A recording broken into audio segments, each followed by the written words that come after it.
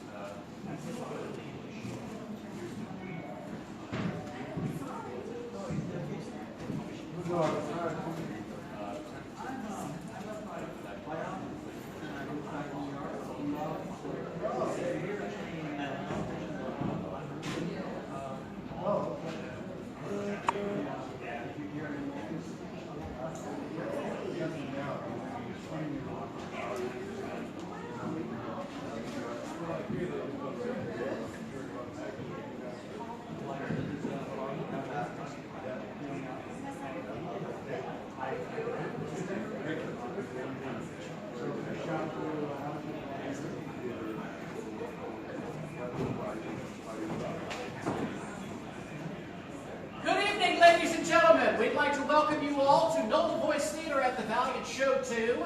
This is our second show of a 3-show summer season directly benefiting the brand new Valiant Theatre in Lounge. So we'd like to thank all of you for being here. We are podcasting live on Facebook, so hello Facebook. You can say hello. Hello Facebook. Thank you very much. He's off book. Now, tonight, ladies and gentlemen, this is voice theater, which is essentially radio theater. You're going to see some wonderful performers this evening playing various roles. There's one of them now coming in the wrong door. And we also have a couple of conventions that we'd like to tell you about. First and foremost, when that sign is on, that means that we are broadcasting live. We're also recording this evening for podcast, so be aware of that. When you see this sign, what do you do?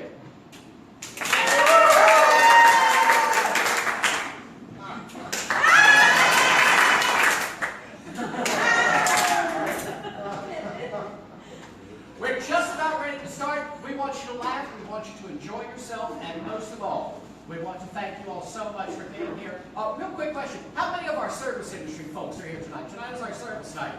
We've got a handful, that's nice. Thank you for coming tonight. And now, ladies and gentlemen, we're just about to start. What's our time? This is Stacy Boudreaux. She's our sound effects manager and our company manager. We would also like to thank the cast and the crew of 2 Rooms who is allowing us to perform on their set. 2 Rooms at Second Star Productions will be finishing out their run the 20th, the 21st, and the 22nd right here at the Valiant. So if you enjoy this evening's show, please come back and support the other production companies that are working here in town. Right now, I would like very much to welcome the cast of NOLA Voice Theatre.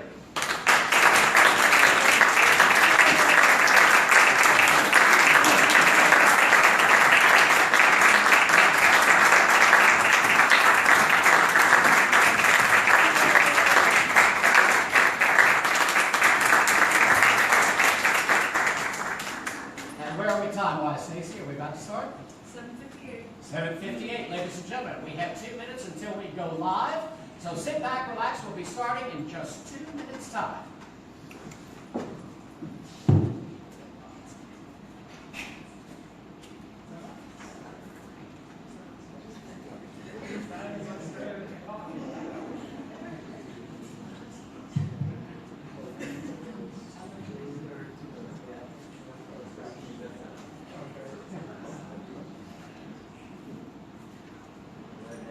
While we have the time, ladies and gentlemen, let me announce our players this evening. First off, the star and co-producer of NOLA Voice Theatre, playing Monsieur Darque this evening. Please welcome Mr. Edward R. Cox.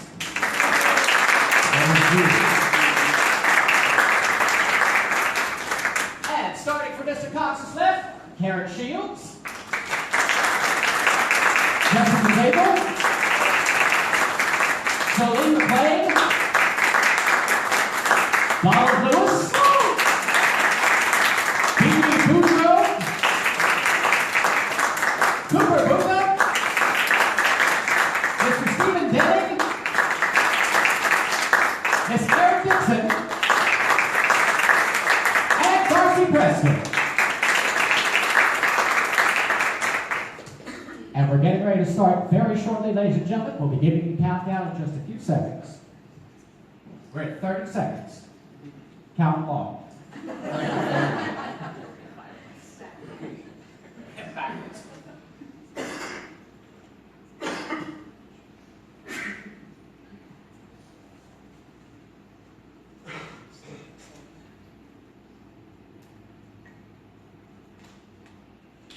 And 10, 9, 8, 7, 6, 5, 4, 3.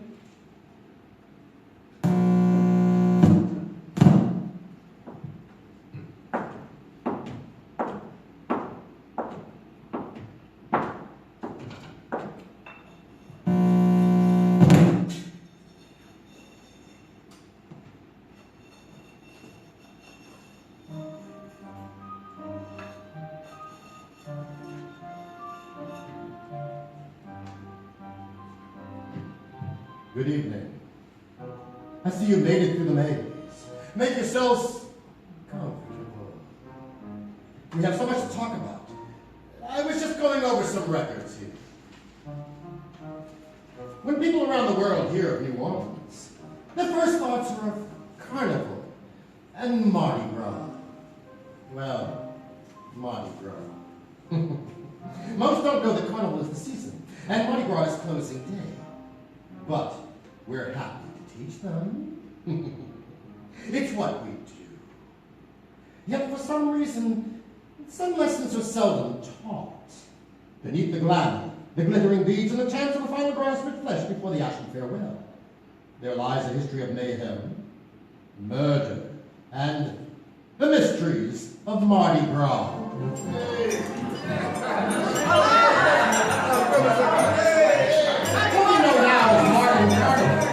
Began in 1857 with the first march of the mystic crew of Columbus.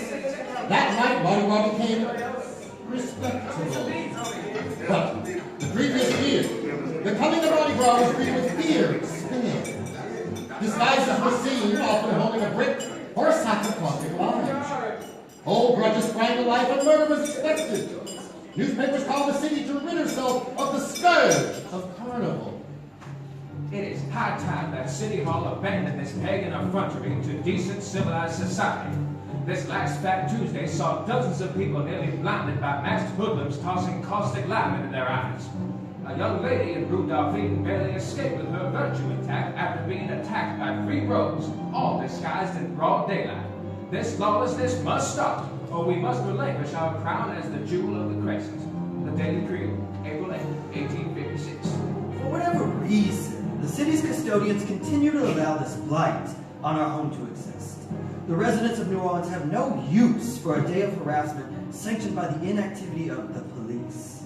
Before we endure yet another year of grim anticipation, it is time for us all to petition our lawmakers to put a legal end to this Mardi Gras. The Mercury, April 9, 1856. Whatever gentility may remain in the increasingly rarefied parlors of our city's Creole families, the American influence on Mardi Gras has wrought its destruction. The administration of General Lewis has done nothing to stem the tide of anarchy, an odd position for a military man. Therefore, the learned gentlemen of this journal formally call for an end to the despicable tradition of Mardi Gras, especially in light of this morning's reports in the area known as the Swamp. The Bee, April the 9th, 1856. The Swamp. For a good part of the 19th century, this area on the edge of today's warehouse district was the most dangerous place in the city. For decades, Ash Wednesday meant 2 things: going to the cathedral to collect your ashes, and going to the swamp to collect the bodies. No matter the name. This journal, written by Officer Ernest Houlihan, details its first trip to the swamp in 1856. They told us last week we would be on a cleanup detail for Ash Wednesday in the swamp. The captain assembled us after capture on River. Most of the detail were rookies like Jack, Riley, and myself. But some of the older cops, like Lieutenant Schindler and Sergeant Boudreaux, came along too. Captain Ambassador said, Very good. And then he said, Good morning, men. Our annual pilgrimage through the swamp. How many times have we made this trip, Lieutenant? 12 years since we joined the force, Captain. Feels like 40. When they say time flies. Lieutenant, take these boys with you. Everyone take a wagon and shovels. You're going to need them. You take Serapeau Street. You men take Josephine. Yes, Captain. All right, boys, get that cart and let's go. And keep your sidearms ready. Jack got the car, and I got the shovels as we set out down Serapeau. So, what do you think, Jack? I think some slap-happy drunk shot up somebody's mule and the sanitation boys won't touch it. You know, they found that body in a shallow grave up in Carrollton. I'll bet that's it. Why else would we need shovels? The shovels ain't for digging, Riley. Keep moving. We kept pulling the wagon down Serape until we saw the first one, splayed out in the cobblestones. Oh, look. Still drunk a day later and passed out on the stones. Come on, buddy. Let's get you home. Blood. Look, Ernie, blood. A lot of it. Sergeant, this man is... That man is dead, officer. Load the body onto the cart. But, Sergeant, this man's face has been torn off. He's been stabbed. I can't tell how many times. You and Houlihan do your jobs, or it's your rear ends in front of the captain. Get moving! And get all that muck that fell out. But, sir, Move! We knew that, Tone. Riley and I set out to removing the body from the street. He had been stabbed all over. You couldn't tell what was clothing and what was flesh. What was left of his face hung from his skull like old bits of rags. The wounds were at least 8 hours old. The blood had gone brown all over the body and rigor mortis had set in. The poor guy was like a statue, but there was worse yet to come. Ernie! Give me a hand, would ya? I can't get him. Hey, look here. A pistol. It's been fired. I want to figure out the guy that did this to him. Okay, Jack, let's get him up. All right, boys. Boys, let's keep going. Sir, this is obviously a murder. Are you sure, Houlihan? Most of his face is gone. Are you sure it's not a robbery? But, sir... Enough, just enough. Yes, this is a crime scene. If we were in any decent, respectable area in town, we'd be sending word to the station. But we're not. We do this every Ash Wednesday because it has to be done. We collect the bodies, give them a Christian funeral, and a pauper's grave. But, sir, Every minute you waste is another moment we're in danger, officer. No one living here is a missionary. Do your job. Now that's in order. Now move. This won't be the last one. We picked up 7 bodies that day. The shovels were helpful. As we were loading up the 7th, we heard the captain arrive. All right, Schindler, report. We've collected 7 bodies, Captain. This last one was a woman. I remember a time when finding a woman dead in the swamp was a scandal. Now it's a surprise there aren't more. What has this city become? Anyway, it looks like you're the winner, Schindler. The rest of the details only found 2 or 3 each. Gather your boys after you're done. Frank Danahy. First one's on me. Okay, boys, we're done. Take a break, have a smoke, and then we'll head back. Thank you, sir. Yes, sir.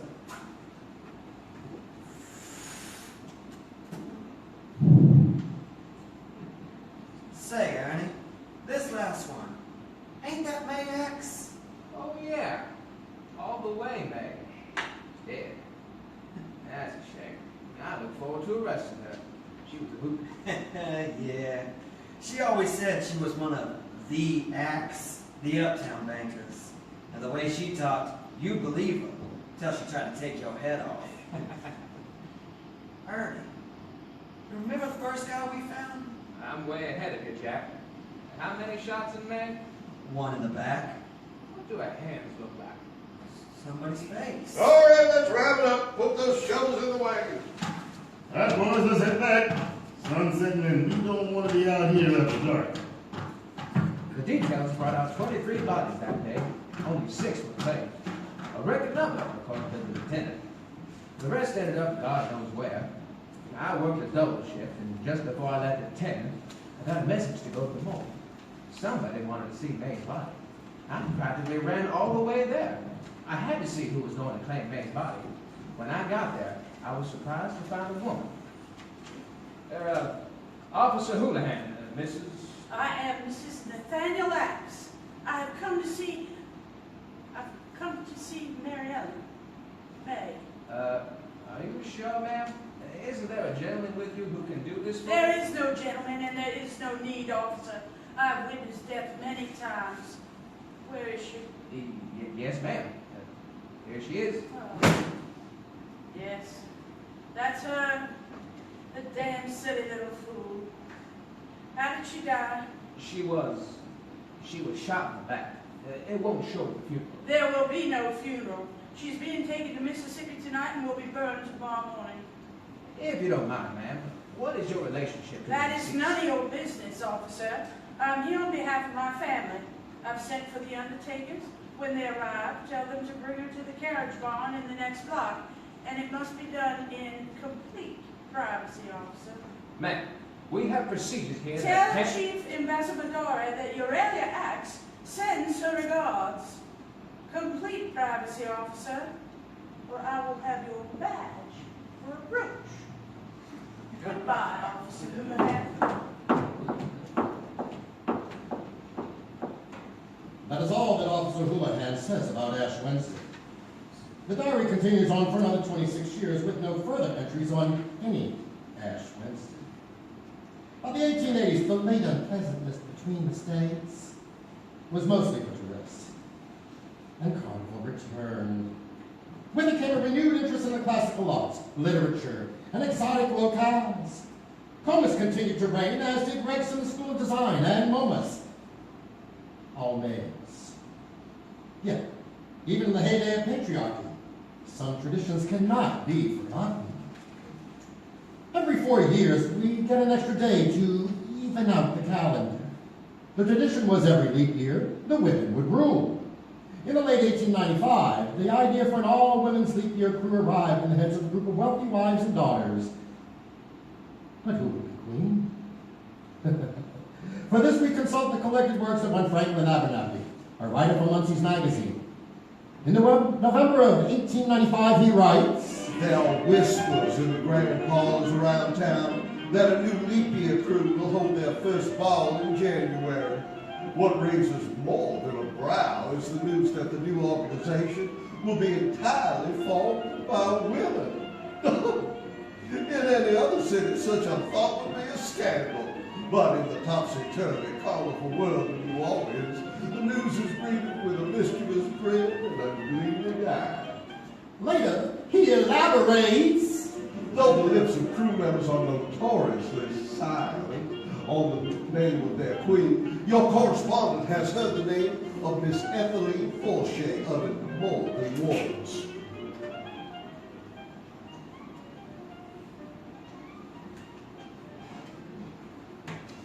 History tells us that Miss Artemis Baldwin served as queen for the first ball in 1896. Who then is Ethelene Forche? And why was she not crowned? The reason can be found in this newspaper article from the Daily Picayune, dated January 2nd of that year. Police were called to the St. Charles Avenue home of Dr. and Mrs. Albert Forche in the early evening Wednesday. There they discovered the body of Miss Ethelene Forche, 35. According to the servants, the lady's body was discovered sitting in a chair in the courtyard. Upon inspection, it was discovered that Miss Forche did not expire in the courtyard. Foul play is strongly suspected. The circumstances of her death were unusual. The coroner reported that Ethelene was smothered to death. She had also been dressed in a black suit and picture hat no one recognized. She had been arranged by her killer facing away from the back door and windows, a small bouquet of wilted violets in her lap. One of the surgeons, Bridget Fennelly, told the police, We saw her sitting out there when we started breakfast, forever in that chair, planning, working on that crew of hers. Lots of trying on gowns and jewels in the Vieux Carré with that peculiar Shaw fella again. When we saw her out there, we didn't think anything of it. Just went about our business, things to do, don't you know? Well, didn't we all feel like fools when we were setting table for dinner and realized she hadn't moved since the morning? I'll tell you this, I'll pay closer attention from now on. Did you catch that? Like crew affairs. By this account, Ethelene was creating an organization at the time of her demise. But who would murder a woman like her? Seemingly not an enemy in the world, but clearly someone disliked her enough to take her life. In any other city, the news of a socialite's murder would be front-page news. But in New Orleans, the old families hold a lot of power, and they're all connected. Tradition dictated a respectable woman's name appeared in the papers but twice. When married, and when buried. The police continued to investigate and a year later closed the case unsolved. But the thing about history is, it's never really buried. Eventually everything surfaces. Take, for example, the name Shaw. A report by Detective E. Houlihan details an interview with a possible suspect. On the advice of one of the Fauché servants, we questioned Mr. Hiram Shaw, 637 Rue Royal. Now, Mr. Shaw owns a business designing costumes for Carnival crews. When I arrived, he was sewing a red cape. Yes, I did work on the gown for Miss Fauché. Very difficult to fit, very difficult. I can only do so much, you must say. Not like Miss Baldwin. Now, there's a regal figure, so elegant. Not at all like Miss Fauché. Tragic, isn't it? Sorry? Her untimely passing? Tragic? Yeah. And the last time you saw Miss Fauché was... The day before. It was most unpleasant, most unpleasant. The bidding was a disaster. Everything had to be let out again. And we had a disagreement, so she left. What was the disagreement? Well, I shouldn't say, but, well, in light of, she made a disparaging remark about my talents, and I told her she had no right being queen of the mysterious. Was that the name of the crew she was forming? Helping to form. She was little more than a stenographer and looked the part. I told her to leave through the back entrance. Oh, it was all so unpleasant. I should have to go away after Carnival and this. Did you go anywhere after she left? Of course not. It's Carnival. I'm at work until Ash Wednesday. I see. And what are you working on there? Oh, the Queen's gown for the mysterious. The ball is Saturday week. Oh, yeah? Well, who's taking Miss Fauché's place? Why, Miss Baldwin, of course. The right choice and a joy, a sheer joy. Well, thank you, Mr. Shaw. Oh, just one more thing. What was Miss Fauché wearing when you last saw her? A pearl damask gown, leg button sleeves, silver buttons. Why do you ask? Did you ever see her wearing a black dress? Oh, Ethelene couldn't wear black. She looked just terrible. Black only made it worse. I get the impression you didn't care for Miss Fauché. Detective, please. I never speak ill of the dead. After questioning Mr. Shaw, it became clear that he had no information relative to this case. Another dead. Funny he should use that word, relative. If Detective Houlihan had checked a little further, he would have discovered something interesting. Hiram Axe Shaw was a distant cousin of Artemis Baldwin and Ethelene Axe Fortune. I told you all these money people were connected. He might have also discovered that as a boy, Hiram was accused of something awful. Sister Margareta Atwood of the Ursulines nuns recorded the incident in her school log. I placed Hiram Shaw into detention for a week and 14 stations of the cross after he was caught shoving Mary Margaret McCree into a wall, knocking out her front teeth. When I asked him why he had done it, he said Mary Margaret called his cousin Artemis a terrible name. Fortunately, the teeth were her baby teeth. Les Mysterieux had their debut in 1896, and this swan song in 1900. Artemis Baldwin reigned as the queen the very first year. She died in 1906. The old families continued as they always had. By the late 1960s, everyone who knew her, anything was gone.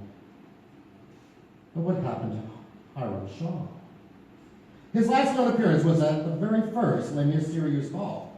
Shortly afterwards, his shop in Rue Royal was boarded up, and his name disappeared from the telephone directory. Not even an obituary exists for him. But perhaps our old friend Bridget Fennelly knew the truth. Before her death in 1967, Bridget was interviewed by her great-granddaughter doing a project on the family's history. In that black dress. That's how we found her, poor thing. She'd have been so embarrassed. And they never solved the murder?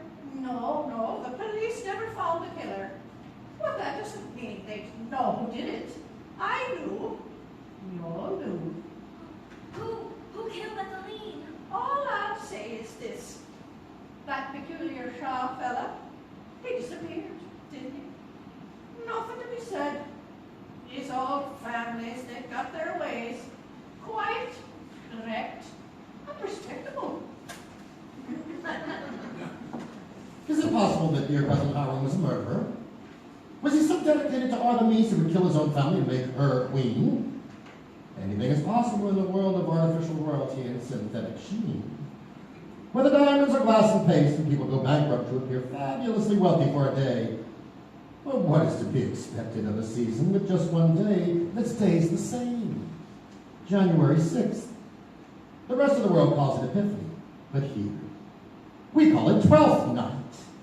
Twelfth Night is the beginning of Carnival, the night it all begins, though for some it is also an ending. Take the case of a young Italian starlet visiting New Orleans for the last time. In the 1990s, Elena Carisi was a celebrity in the native Italy. The granddaughter of American movie idol Tyrone Power and daughter of popular Italian entertainers Albano and Romina Power. At 18, she became the letter-turner or La Ruta della Fortuna, or an English Wheel of Fortune. But unlike our current crop of young celebrities happy to trade on their parents' fame, she was determined to make her own mark as an novelist, studying literature at King's College in London. She earned the highest marks in her class, and by all accounts, she was the master of her destiny. Why then did she go missing in New Orleans at the start of Carnival 1994? It wasn't her first time visiting the jewel of Crescent City. She had come to previous summer with her family, and like so many before her, she became entranced with the street musicians in the French Quarter. There was one in particular who caught her eye. His name was Alexander Massacala, a coronet player 30 years or senior from Jamaica. He played for tips in the square in between spin tales and charming women. The family met him in front of St. Louis Cathedral that same year. A documentary crew working on a film school project interviewed a Jackson Square musician calling himself Raven. In this footage found online and downloaded just moments before the film disappeared, Raven talks about his experience with Massacala. It's tough life working the square. You gotta have some kind of side hustle to make the bills. I know guys who play all day, work the docks all night, grab 2 hours, back playing by 9. At 7 is the tourist in town. Now that's if you do the actual labor. And there's always players working that New Orleans musician vibe. I know this one dude, Massacala, cornet player. Now he knows how to work it. Older than Moses, fat, big old gray beard, and women, they love him. I once saw 2 gals get into a fight over him right in front of the cathedral. He makes them pay for his room and board. And they thank him for the opportunity. He likes them young though, you know. He told me he likes them young because he likes them stupid. I've known players like him for years. They always mess it up. The problem with being a celebrity is that anyone anywhere can recognize you. Unbeknownst to Elaine and her family, they were recognized instantly by a Paul Franklin, a shop clerk in Jackson Square, just back from 2 years in Rome. He sent the letter on cassette tape to his friends back in the Via Veneto. Hey, ragazzi, che cosa succede? It's Paul. I'm back here in New Orleans for Carnival. I really wish you guys were here. You're not going to believe who I just waited on in the shop. Elena Parisi. That's not all. Albano, Romina Power, a whole familia. They had some local with them. I guess they picked him up someplace. I think he knew who they were. I mean, at least Elena. Quite frankly, it's a little creepy. Anyway, I put some Carnival music on the end of this tape for you, and this is what it sounds like in Jackson Square right now!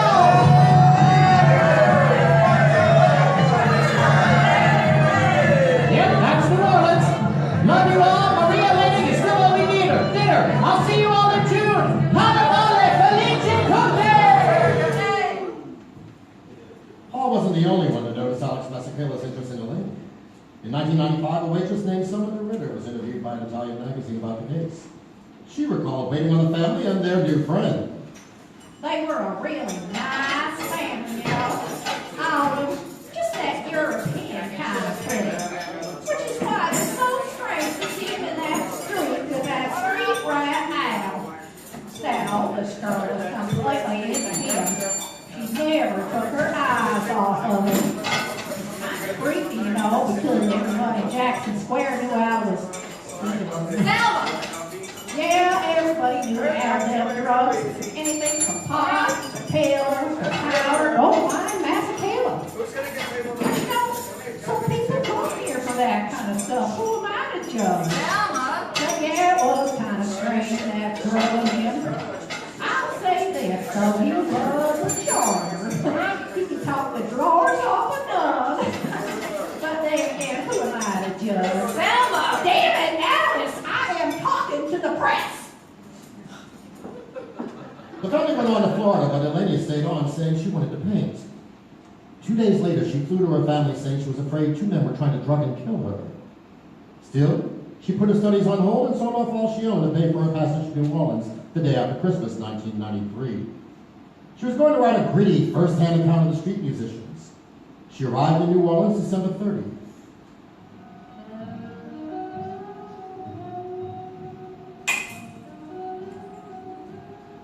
She left Union Passenger Terminal and headed straight for Jackson Square. Later on, with Alex Masakela at her side, she checked into the Ladale, a Fleabag hotel in the unfashionable end of St. Charles Avenue. $23 a night and all the drama you can take. 2 weeks later, the hotel's night manager, Patty Engle, made this statement to the police. I remember when they checked in. She said her name was Suzanne. I knew Masakela already. It wasn't his first time in Ladale. I remember thinking they just seemed out of place together. But I thought they were just helping each other out, you know? But I can tell you this, she specifically asked for a room with 2 beds. Last time I saw her was 12th night. I remember because she was wearing this long flowered dress and this little white jacket I liked, very, very chic. You never listened. She didn't show up again. And Masakela started bringing in other women, lots of them. The bill fell behind and he tried to pay with Suzanne's unsigned traveler's checks. We had to kick him out. Before he left, he asked if we would hold on to some of his things for a few hours. He never came back. That's when we found her backpack and passport and called you.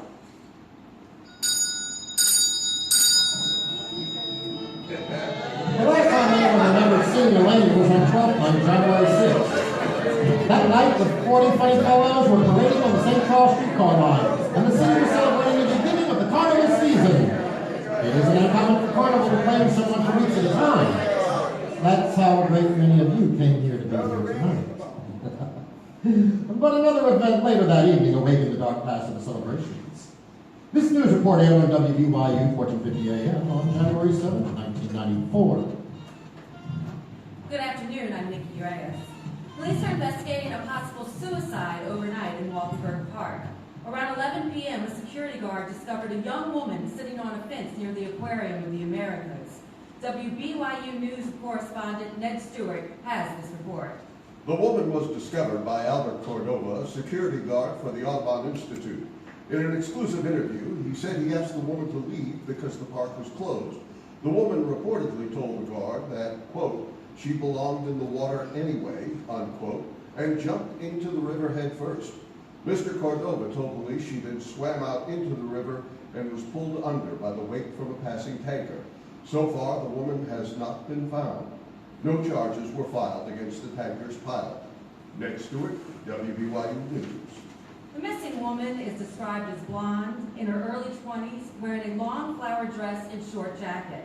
If you know anything about this woman, or saw it happen, please call Crime Stoppers at... That night, Elenia Parisi was officially declared missing.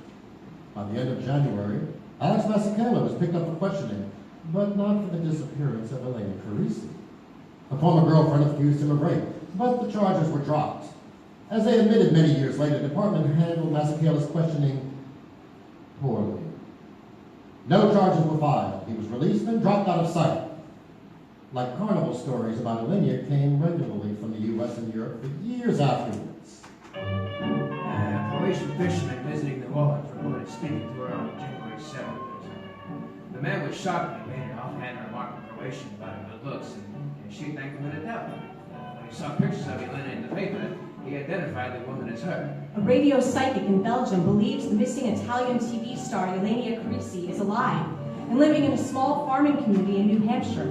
According to the voice... Driver committed a series of grisly killings called the Happy Face Murders. Toad believes he killed a girl called Suzanne he'd met at a gas station in Florida. He claimed she looked like Elenia Carisi.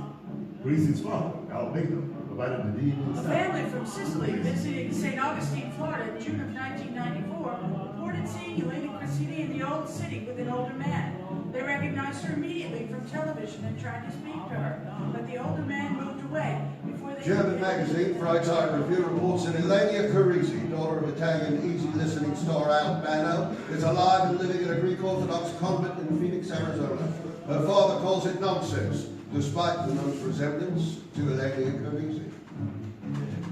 Now divorced, Albano and Romina Powers have also split up what happened to their daughter. Her father, after decades of doubt, now believes his child drowned in the Mississippi River. Her mother still believes his child that she's somewhere, alive somewhere. Was Elenia Carisi just another lost soul of Carnival? Did a royal just designer choose his perfect queen by murdering his own flesh and blood? How many members of the families of Comus and Rex went to their bake were unclaimed in the swamp?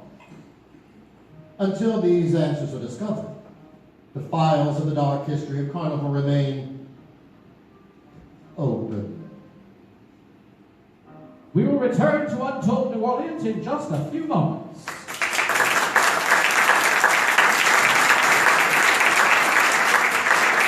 This episode of Untold New Orleans is underwritten by Studio WTA, one of the premier architectural firms in New Orleans. FAIA architect Wayne Troyer and partners Tracy Ash and Julie Banner head a team of award-winning designers responsible for the preservation and repurposing of numerous commercial and industrial structures in the city, as well as restoring and refurbishing many historic residences.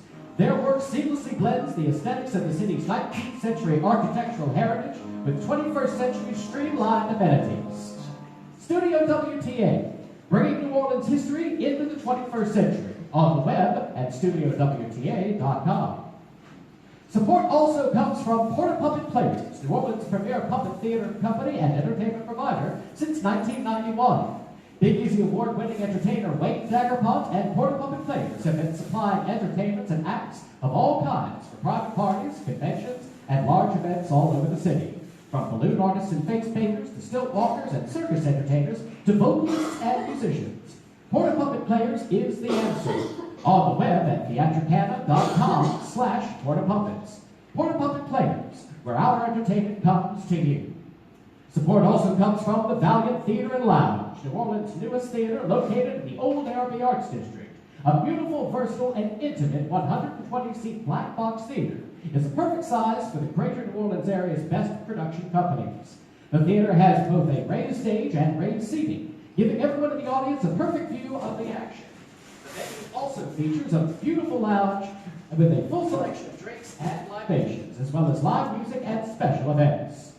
Owner Richard Mayer invites everyone to join us for fun and entertainment at the Valiant, 6621 St. Claude Avenue in New Orleans. On the web at www.valianttheatre.com. Support also comes from NOLA Voice Theatre, the city's only theatrical troupe dedicated to the art, preservation, and performance of voice and radio theatre. Coming later this summer, NOLA Voice Theatre continues our summer series in support of the Valiant Theatre and Lounge with new episodes of our original anthology series Untold New Orleans and recreations of classic plays from the golden age of radio. All of our productions are presented under the auspices of the Actors Equity Association Members Project Code. Find us on Facebook at facebook.com/NOLA Voice Theatre. And now, we return to Monsieur Darque and Untold New Orleans.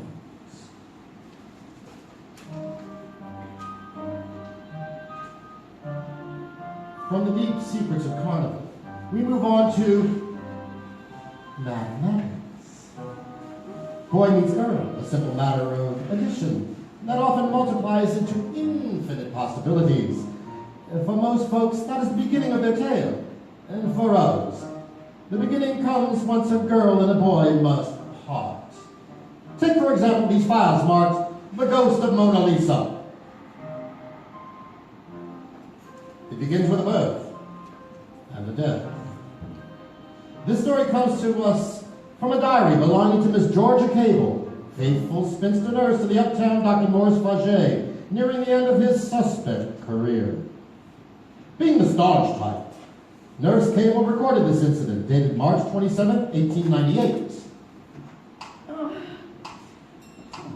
The birth was difficult, made worse by Monsieur Ducree's constant pacing outside the door.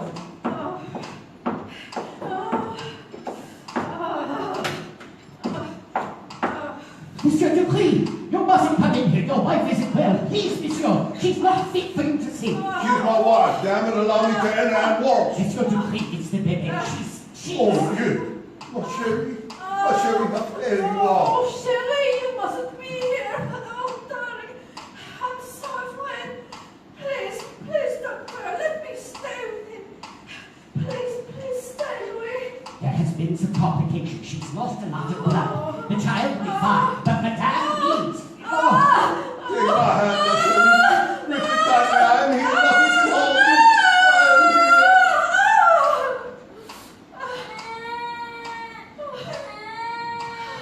Monsieur, Madame, your daughter is a pallbearer. See the water back there, that shimmering cover. Oh, what a lucky girl you have. Oh, just a moment. There we are. Oh, one more. There, your daughter. Such a lucky girl.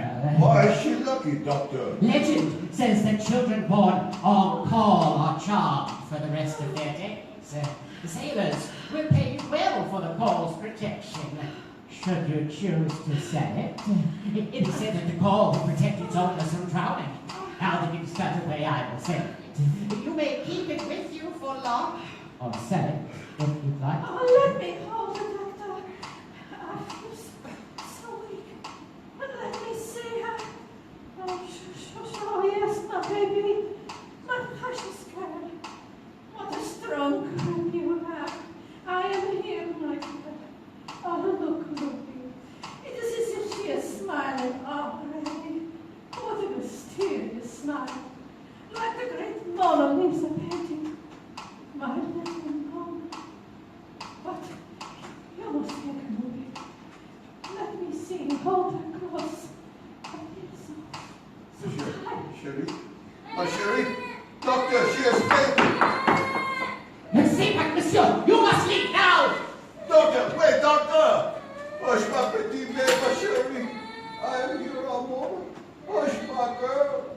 Here Nurse Kerbel says plainly, At 7 minutes after 7 in the morning of the 28th, Mrs. Ducree expired. The doctor pronounced her death by blood loss. Her passing devastated her family and their household. in a letter written about a week after Mrs. Gray's funeral, one of their maids, a Mary Catherine Stanlin, writes to her parents in Roscommon. The gentle, kind Madame Ducree departed our realm in the early morning hours after her daughter's birth. That morning the birds refused to sing, so sad was the world. I've never known such sorrow and grief as that of Mr. Ducree and all the other servants for her. Even the birth of the wee child does not seem to bring any joy. I'll be returning home on the next boat. No matter how bad it may be at home, it is worse here somehow. By all accounts, Monsieur Ducree was a doting father and an avid traveler. These records from the Texas and New Orleans railway line show that Ducree traveled exclusively across the world, collecting gifts for his daughter. She grew up surrounded by Jumeau dolls from F.A.O. Schwartz, clothed in dresses of the softest Oriental silks. She was showered with love and treasures, and by all accounts, Mona Ducree charmed all she met. And as the good doctor pointed out, calls were highly prized by sailors who believed they would be protecting their owner from drowning. At the doctor's urging, Monsieur Ducree had Mona's call preserved and crafted into an amulet, which she wore around her neck at all times. On that same March night in 1898, another child was born, a boy, and his birth was quite different from Mona's. In January of that year, the Storyville District was created as a legal red light district, forged from the pages of Plessy vs. Ferguson and the zeal of Alderman Sidney Story. 16 blocks of the big three sins: prostitution, gambling, and drinking, collectively known by the simple name of sport. The city printed up blue books at 25 cents a pop, listing the names and addresses of madams and other ladies of the evening, alongside advertisements for local hardware stores and Vogue Clothes, champagnes. The houses of ill repute ran the gamut from mean one-room cribs to grand mansions, like Mahogany Hall, owned by the controversial Lulu White. In 1906, Lulu White went out of business and was forced to sell Mahogany Hall and everything inside, including a number of diaries from the working girls. This entry from a prostitute named Hazel Planter recalls the evening when a young girl from Mississippi labored into the night.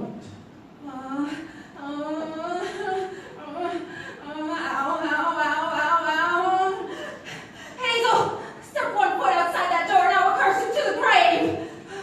Lulu doesn't need to know I'm having this baby. I'll be fine. Isn't that right, Ruby? Yeah, you're right. Yeah, Ruby here. She's the best midwife in the district, Hazel. She'll get me through all right without the madam having to know a thing. Are you sure, Della? You look awfully pale. I ain't never seen nobody have a baby before. Do you always make that much noise? Hazel, if you don't shut your mouth, I'm going to throw you out that window.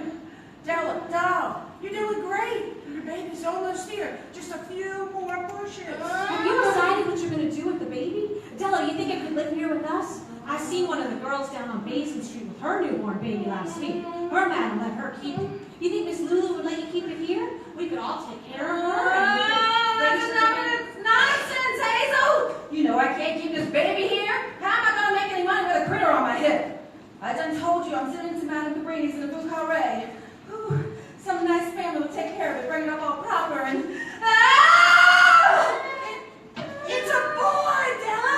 And a strong one, too! You hear that set of lungs? Screaming like the Rougarou himself. That's good. That's real good. Oh, I'm glad he's strong. The boy's gotta be strong. Do you want to hold it, Della? No. Ruby, no. That won't do. Not now. Not ever. Della, can I take him up to Mother Cabrini's? I'll take him. But you gotta name him first. Strong fella like him's gonna need a name. A good name. Make all those fancy families to pick him best of all. Hazel, just... All right. I always liked Ellis. Something about that name sounds like the Mississippi lapping at its banks on one of the days when everything feels perfect and all you can do is sit on a bench with the sun on your face. Now get moving, Hazel. I'm awfully tired. I'll tell him.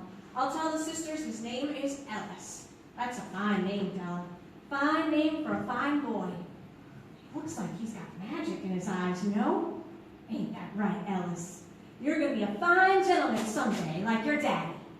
Probably.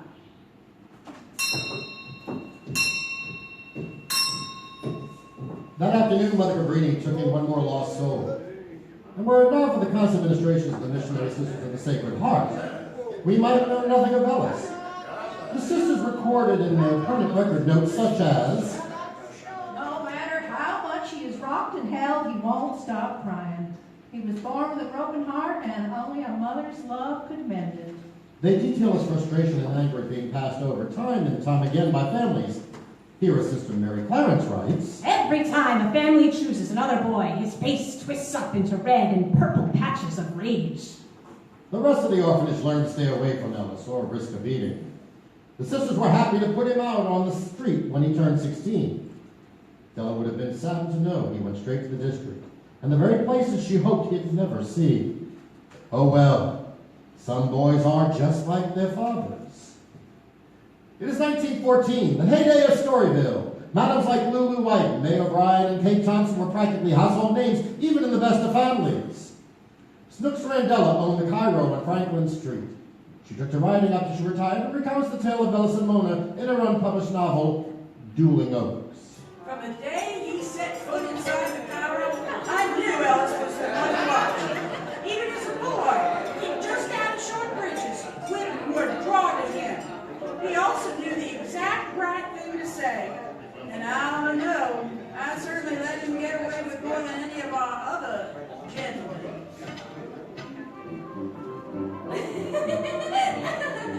Don't you dare think about leaving, Ellis. If you don't give me my money, I'm going to report you. Who you gonna report me to, Rosie Posey?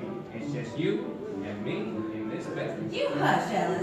You got me all flustered now. Those big blue eyes looking at me like you might be magic or something. My eyes are magic, Rosie. Uh-huh. Oh, stop it. Ah, they are, I swear. Ain't no woman can look me in the eyes and refuse me anything. Don't look at me, Rosie Posey. Look at me in the eyes and tell me I still love you. Get on out of here. I'll see you next week and then you owe me double. Oh, Rosie, you're my favorite girl. My most favorite one. Yeah. Keep going before I change my mind.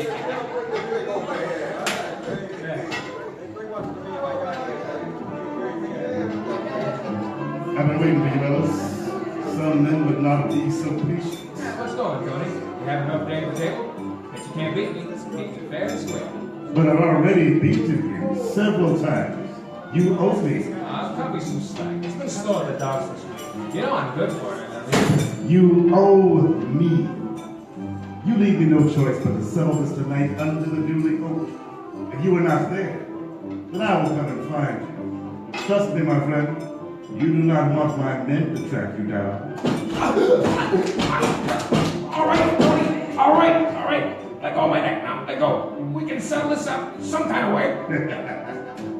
There's only one way to settle things with bastards who do not pay their debts. I will see you tonight. Snooks Randella continues. The dueling oak in City Park had been around for a long time before Ellis was born. At one time, it was a place where nobility of New Orleans would go to settle their conflicts in a gentlemanly duel. The city decided that over the years, the bloodshed underneath its branches had watered enough acorns to last a lifetime and outlawed any further meetings there. After the city's decree, the dueling oak became a place for unsavory characters to meet in secret and settle their debts. Ellis, though unmatchable in a fight, was not a marksman. He approached his duel with Tony carrying an ancient pistol and the feeling of death on his shoulders. As it just happened that night, Mona was out walking the banks of her lagoon and was drawn to the commotion underneath the unusually quiet oak trees. Well, take it back, see? Take it back! I heard Ellis ain't gonna show. You know he ain't got a gun. You know Ellis, he always scrapes it together at the last. Tony ain't nobody to mess with, though, and that's the truth. Remember what happened to Mickey O'Connor? Tony beat him up so bad that he went blind. Had to go to that sanitarium on the other side of that bridge. My daddy knew Tony from a boy.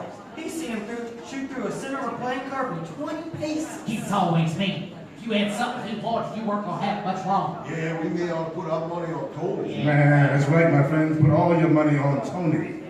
Just go see that gentleman over there. Ellis, are you ready to end this? I believe I'm going to make more money off of you dead than I ever did alive. Yeah, go on then. Talking ain't gonna make you a better marksman. I believe it's time to walk our paces.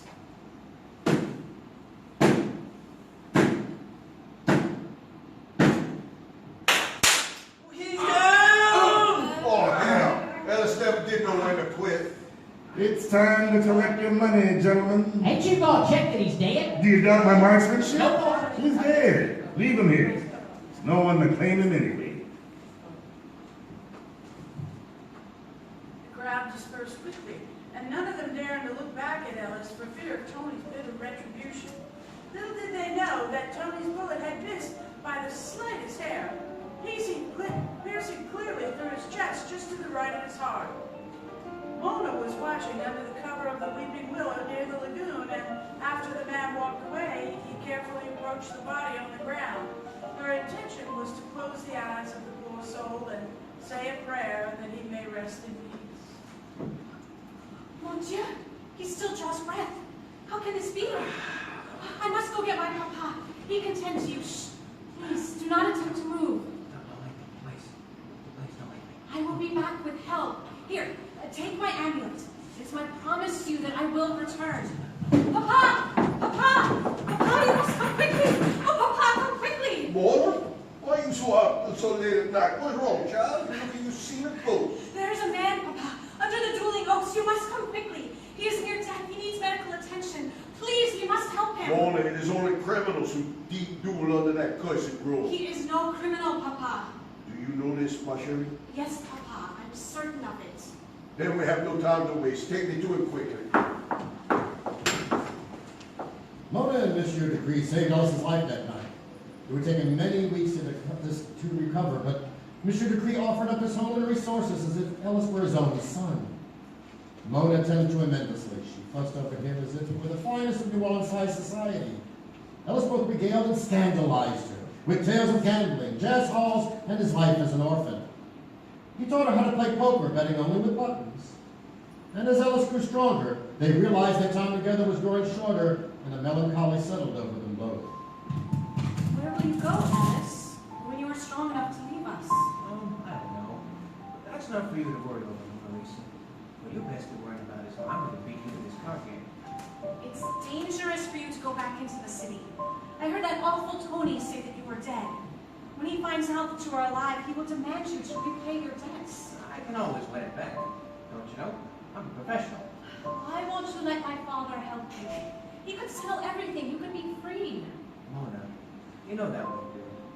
And Papa's been too good to me already. A man has to stand up on his own 2 feet. I'll never forget your beautiful face so close to mine when I was down in that grass. I thought your eyes must be magical, those big violet eyes of yours. So close to mine. It was like I could see the future. And I couldn't be that man I saw there, Father. Do you remember that evening in your necklace? I swear I could feel your heartbeat. And it was like my heartbeat started in time with yours when I held it. It kept my heartbeat. You kept my heartbeat, Mona. I feel your heartbeat every day that you've been here. My amulet keeps the time of your heart. I can't bear the thought of losing you. Please, let me help you. I owe you everything, and I'm going to get it for you. Just you wait. There ain't enough Tonys across this whole world to stop me giving you everything you deserve. You watch. I'm going to win it all back and then some. I got a plan. Tony don't know that I'm living, so you showing up is going to throw him so far off his game, and I've got to win. I just got to. And after you win? I'll come back to you. I'm going to work for your father, and give us a nice house, and at the end of the day, everything, I'll always come back to you for the rest of my life. If you're happy. For the rest of my days, Ellis. I'll wake you up every morning and win buttons from you every night. I'll always be here. But take my amulet when you go. Take it with you for luck. It's very valuable. There's no way that Tony will be able to turn it down. With your heartbeat around my neck, I don't see any way that I could lose. Randella goes on to say that very afternoon, Ellis set back to win everything that he owed Tony, and then some. His steps were light, so emboldened was he by the love that he had filled all of his cracks in his heart. He really didn't see that there was any other way that he could lose. I heard somebody here thinks I'm too dead to play cards. You were dead. I do not miss what I ate. Well, looks like you did this time. The impossible does happen. I see you are well. In that case, you still owe me money. Or I can take it from you for good, underneath the duly notes once more. Ah, come on, Tony. How many times do you get the chance to win money from a dead man? Let's, settle it with a game. An interesting proposition. It would make me happy to kill you again, but it's hot outside and I have a clean suit. What is this trinket you have around your neck? A souvenir? This little thing right here ain't no trinket. It's magic. Magic enough to stop you, Tony, from killing me. I don't believe in magic, but I do believe in gold. Bet the trinket, and I will play you again. Pour me a drink, bartender. It's time to play.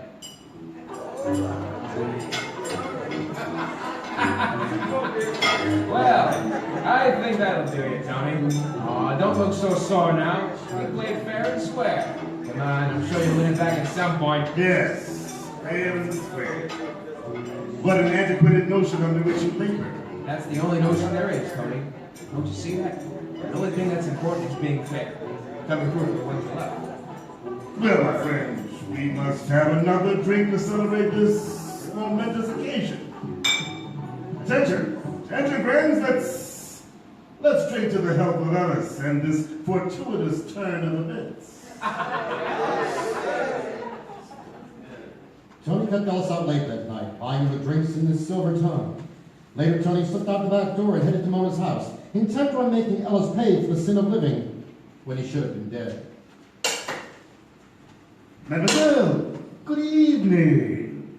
Please forgive my intrusion upon your peaceful slumber, but I'm afraid I must disturb you. Ellis is in need of your attention. He waits by the lagoon. Wait, I know you. I saw you shoot Alice. Won't you have seen live?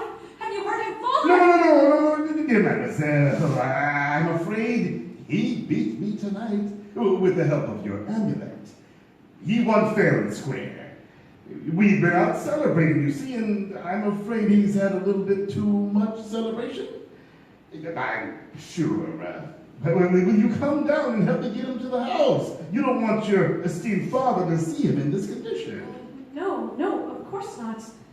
Please wait for me. I will be down in a moment. Monsieur, are you there? Right here, mademoiselle. Your Ellis is out near the lagoon, right this way.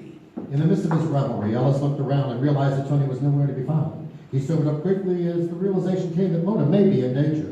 He stole a horse and whipped it into a froth, trying in vain to reach Mona before Tony could arrive. I don't see him here. Where is he? Don't struggle too much, my friend. Your fate cannot be escaped.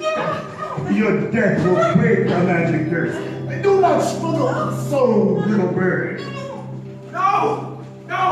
My Mona! Not my Mona! You bastard! I'll kill you, son of a bitch! I'll kill you!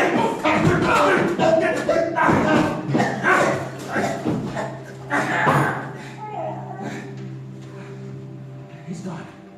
My Mona, he's gone. My Mona Lisa. You're safe now. Open your eyes, my Mona Lisa. Let me see those violet eyes. I know your magic, my girl. No. Your amulet has stopped beating. I can't feel your heart anymore. No. I'll bring you some flowers. When the Papa sees you, you are so beautiful. So beautiful, Mona. My Mona Lisa. Monsieur Decree found his daughter the next morning. She was lying peacefully by the lagoon, dressed in her nightgown, surrounded by fragrant jasmine flowers, a bouquet of browning gardenias in her hands, which were folded neatly across her chest. Ellis was gone, seemingly disappeared into the mist. Monsieur Decree assumed the worst of him and spent countless years searching for Mona's assumed killer, to no avail. There were rumors that he was spotted on the sea, working a freighter deep in the Gulf of Mexico, but the rumors never proved true. At night, Monsieur Decree would often awake to keening, the sound of muffled screams. He would rush from his room, searching his property, but found nothing. He donated a king's ransom to City Park to have a sculpture erected in her honor, a beautiful girl with a secretive smile looking towards the sky. The rumors of her lost love lived on. Now the sculpture quickly became a meeting place for young lovers. In the spring of 1935, Sam Levine and Annie Tafaro were the first documented couple to give an interview to the New Orleans Times-Picayune of their meeting with Mona. Miss, take this. Oh, thank you. Say, has anybody ever told you you look just like Clark Gable? Yeah, I mean, go back. I do. I'm Annie. Look, I'm new in town. Would you mind walking me back home? It can get pretty lonesome downtown. Sure, I'm sure I can, but are you sure you want to be seen with the lights of me? I mean, you're dressed real proper, not just out off the top. That's proof you work hard. Let me see your hands. Just as I expected, blisters and calluses. Hard, honest work.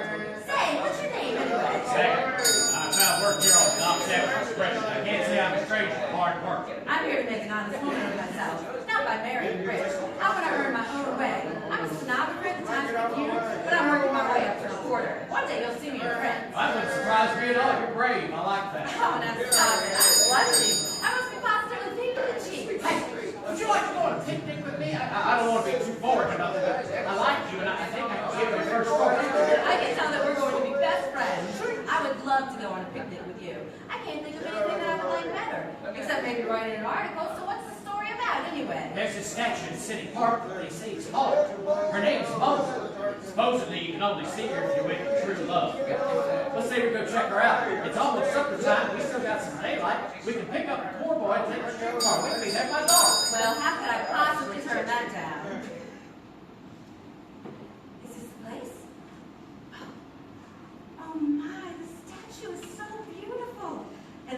smile. It looks like she's hiding something. Yeah, she's almost as pretty as you. I'm sorry, I didn't mean to. No, shh. I hear something. Did you hear that? I did. But it's not the noise I'm worried about. Look behind you. What is that? Shimmering on the shoreline. It's a girl. Stay quiet. It's Mona. I can't believe it. She's really here. Stay still. She's coming closer. Look, she's raising her hands to us. It's like she's welcoming us. Oh, this is going to make one heck of a story. I'm glad you're here with me. Me too. I've never met a girl like you. It's like you're magic. Penny got her story that night and much more. She and Sam were married a year later at the cathedral in Jackson Square, and every year on their anniversary of their meeting, they would travel back to Mona's statue in City Park. But they never saw her again. Other couples weren't as, shall we say, level-headed when Mona revealed herself to them, as we discover in this police report from the fall of 1952. You know, I was almost scared to ask you out here tonight. I'd do anything for you, Danny. You're so sweet to me. You're not like other boys. I think I love you, June. And I... What? What is it? Well, what's wrong? There's a woman! A ghost! She's floating in the window! Can she come through the window? Danny, drive away!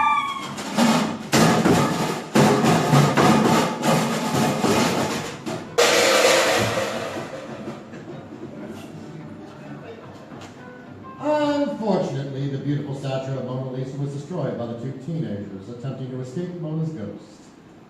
Many have since claimed to see her walking the grounds in a long white nightgown, hair loose with a smile on her face. She's hurried by the tennis courts, reliving that terrible night when she lost her true love.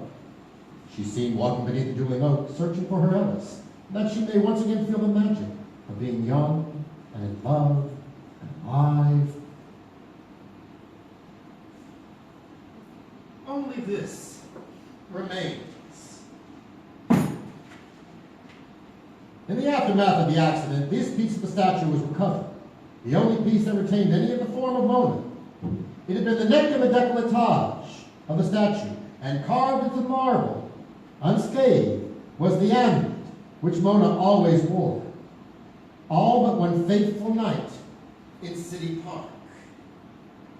The call amulet remains missing.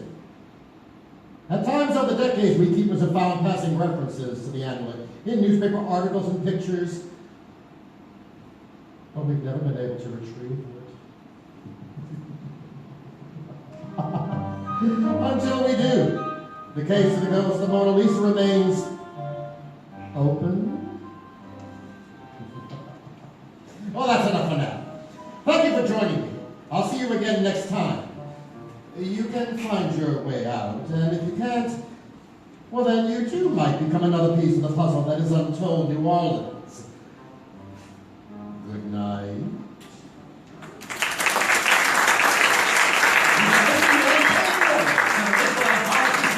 NOLA Voice Theatre.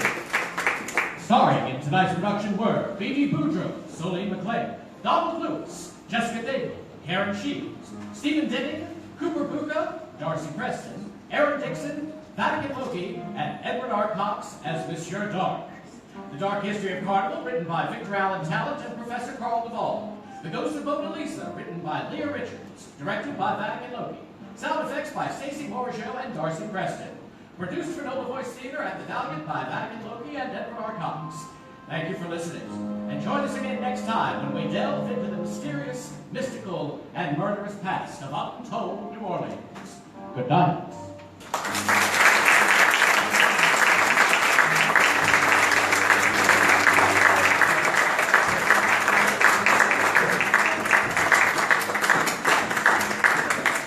Thank you, ladies and gentlemen. We are now going to take a 20-minute intermission. Please enjoy our beautiful lounge out there and make sure you ask for the NVT cocktail.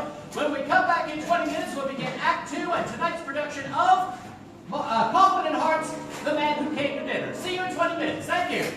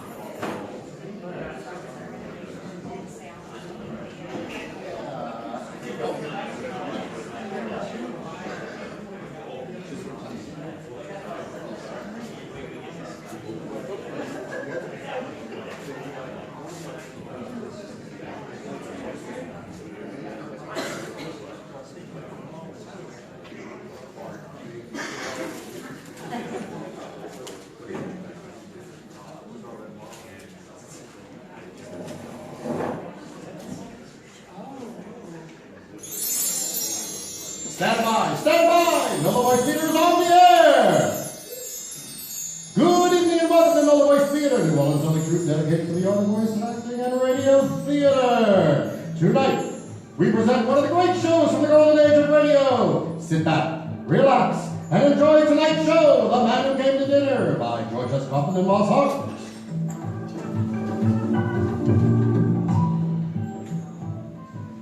When the Messieurs Kaufman and Hart decided in 1939 to write tonight's comedy about a particular individual named Sheridan Whiteside, they got to supposing.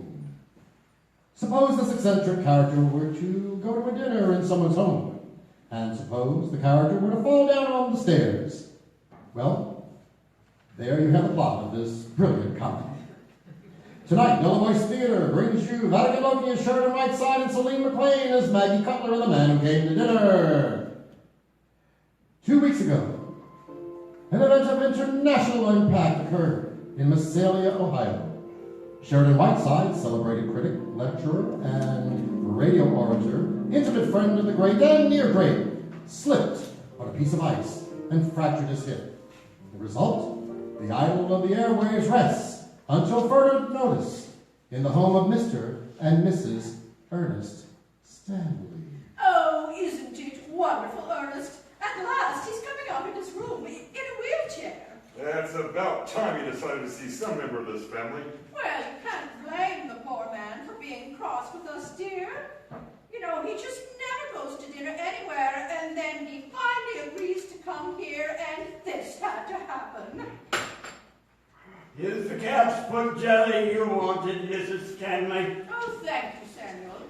Just a little something to cheer him up, Ernest. You know who phoned this time, Mother? George Bernard Shaw. And look, we're all over Time magazine. Oh, yes, dear, I saw it. When do you suppose he's going to leave here? Phone going like mad, day and night. Messenger boys running in and out. Pardon me, Mr. Stanley. Oh, yes, Miss Cutler? Oh, you mean he's coming out now? He is indeed.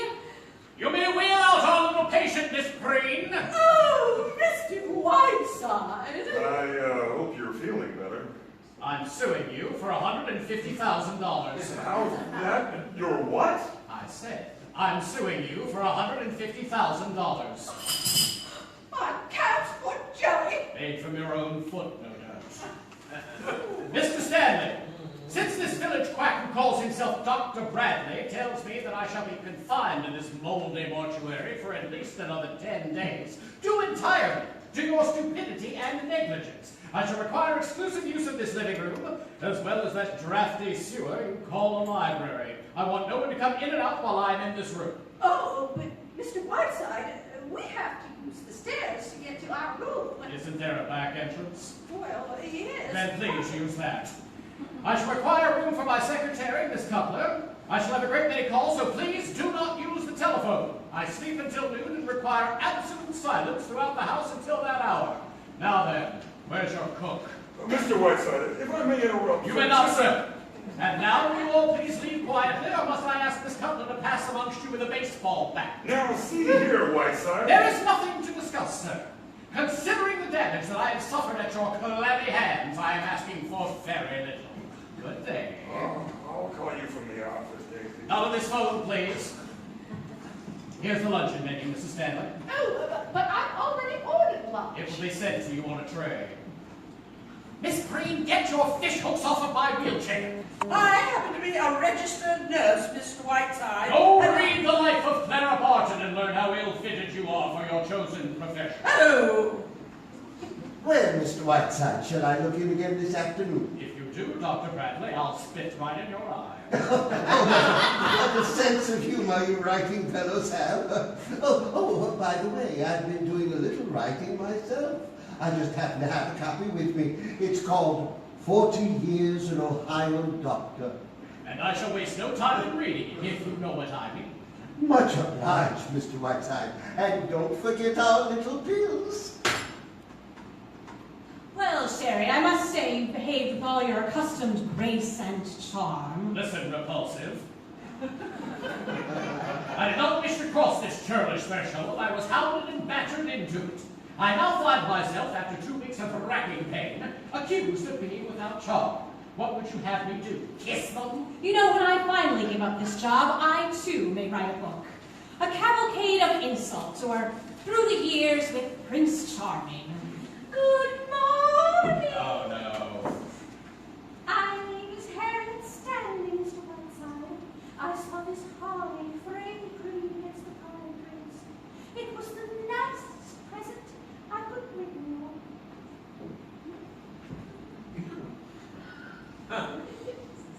What was that? Mr. Stanley's sister. I've talked to her a few times. She's quite strange. Strange? She's right out of the Howl of the Baskervilles. You know, I've seen that face someplace before. No nonsense. You couldn't have. Oh, well. Maggie, take a telegram. Columbia Broadcasting.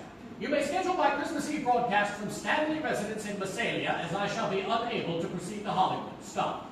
For special New Year's Eve broadcast, we will have as my guests Yasha Heifetz, Catherine Cornell, Schiaparelli, the Lutz, and Albert Einstein, with Haile Selassie on shortwave from Ethiopia. Whiteside. Sherry, are you sure you'll be able to leave after Christmas? Of course I will. Send a cable to the Dalai Lama in Tibet. Dear Boo Boo. Schedule unchanged. Can you meet me in Calcutta, July the 12th? Dinner 8:30, Whiteside. Wire Arturo Toscanini. Calling on you January the 4th, Metropolitan Opera House. My annual benefit for paroled murderers. Will you have quiet supper with me and Ethel Barrymore afterwards? Whiteside. Hello? Who? Mrs. Stanley is too drunk to come to talk. Well, what's this?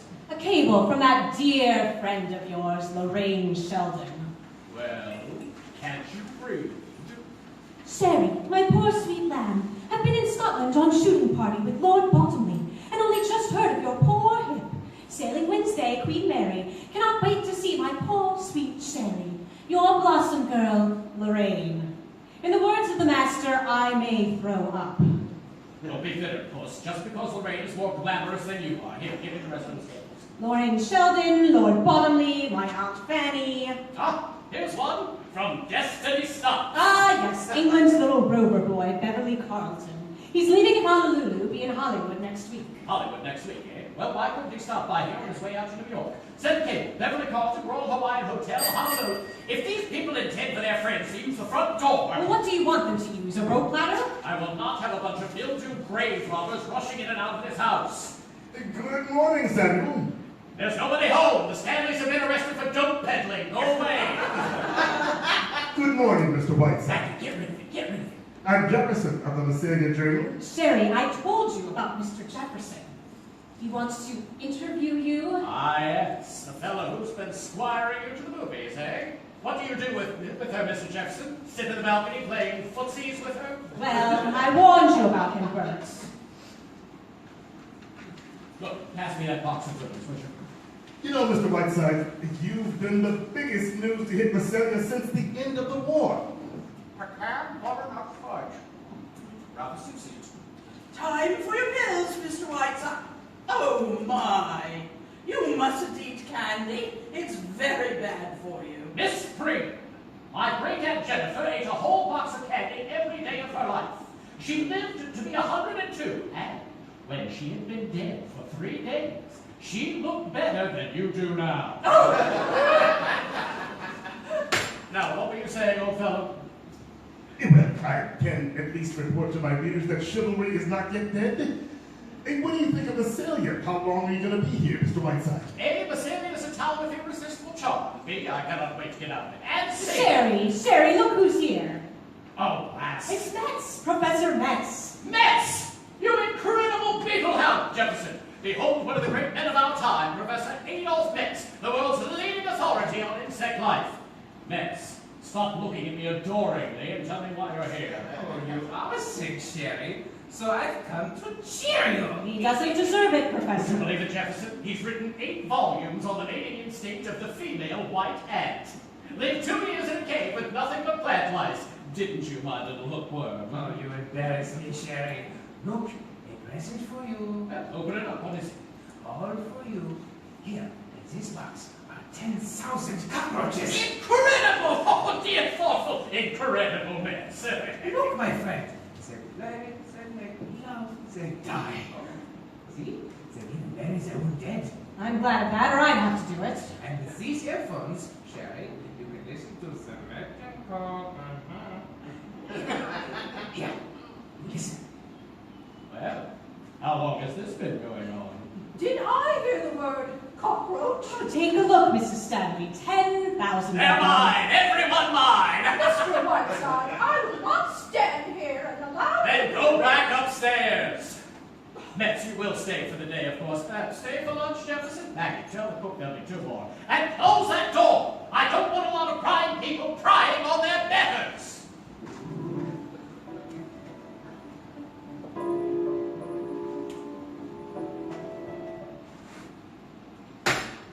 Mr. Whiteside, I want to talk to you. I'm busy, Mr. Stanley. I'm listening to my cockroaches. No.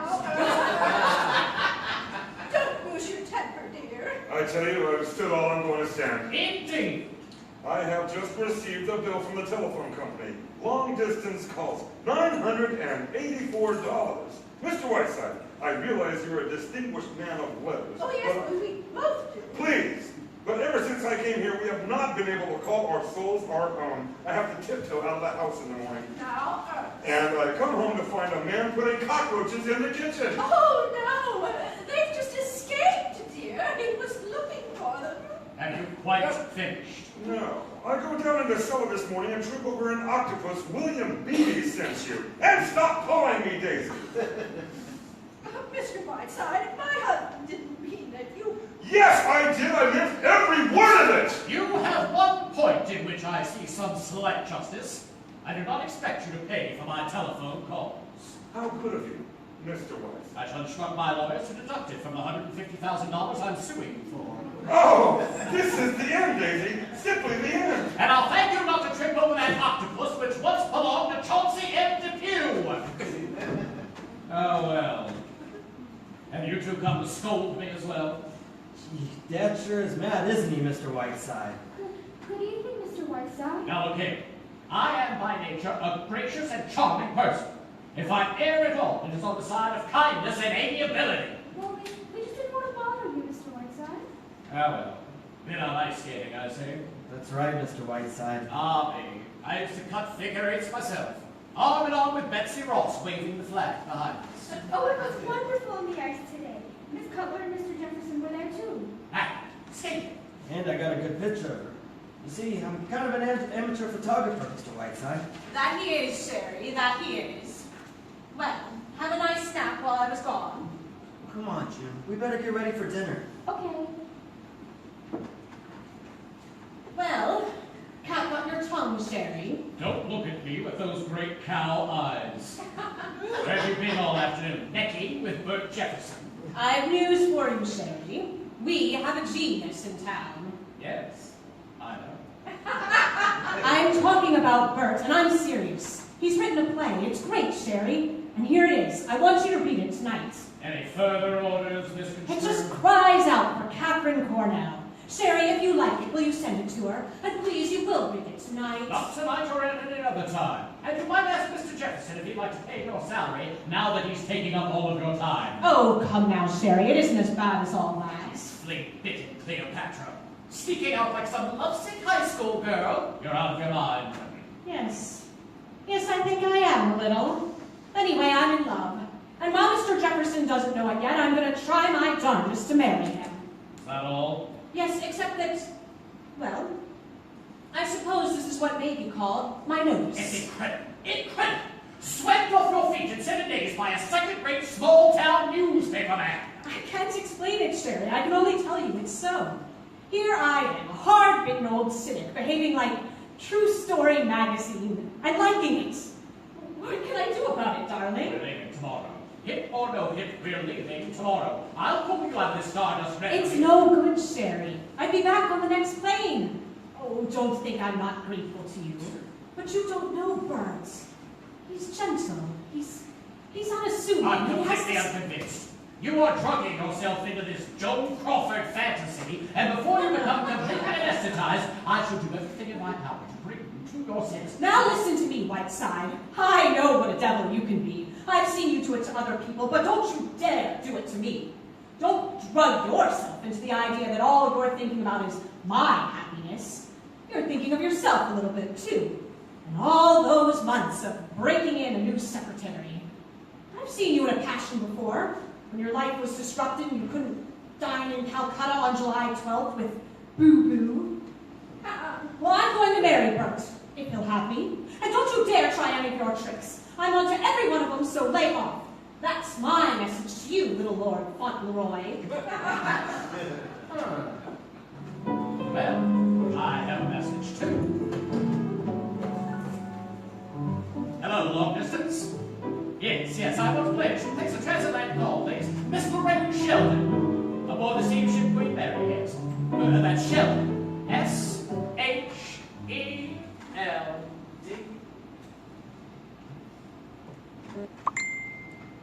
Well, good evening, Mr. Whiteside. I'm back on offer today, Dr. Bradley. I'm awaiting a most important telephone call. Now, what would be the best news I could possibly bring you? You've been stricken with hydrophobia. Mr. Whiteside, you are a well man. You can leave here tomorrow. Well, sir, I looked at those little x-rays again this afternoon, and guess what? All this time, I've been looking at the wrong x-rays. What? Yes, sir.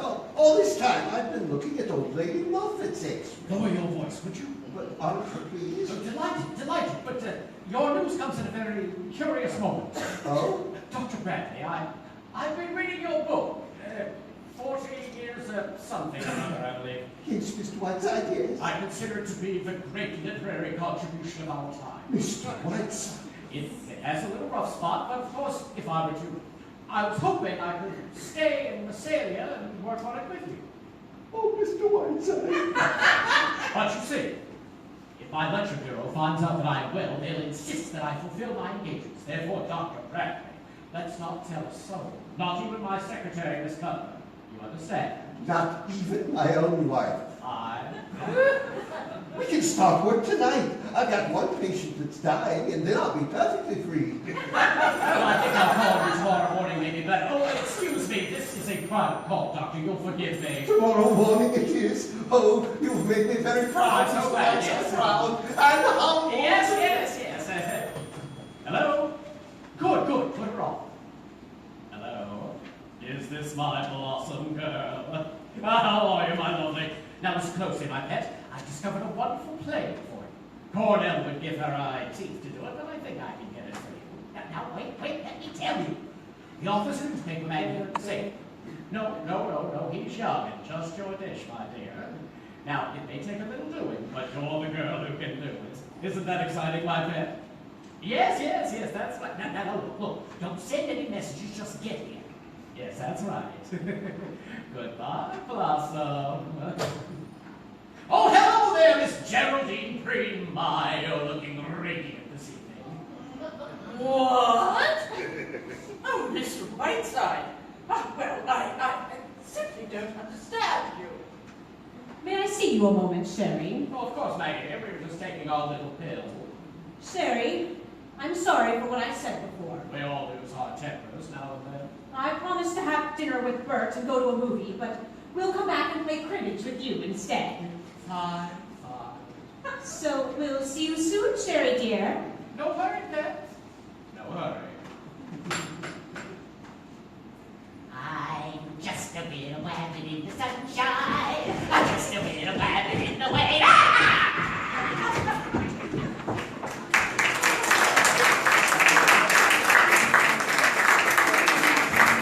Well, after the return was out too, what the man came to dinner. Oh, familiar. There's a good reason for that. Many of the characters are based on real-life celebrities and stars.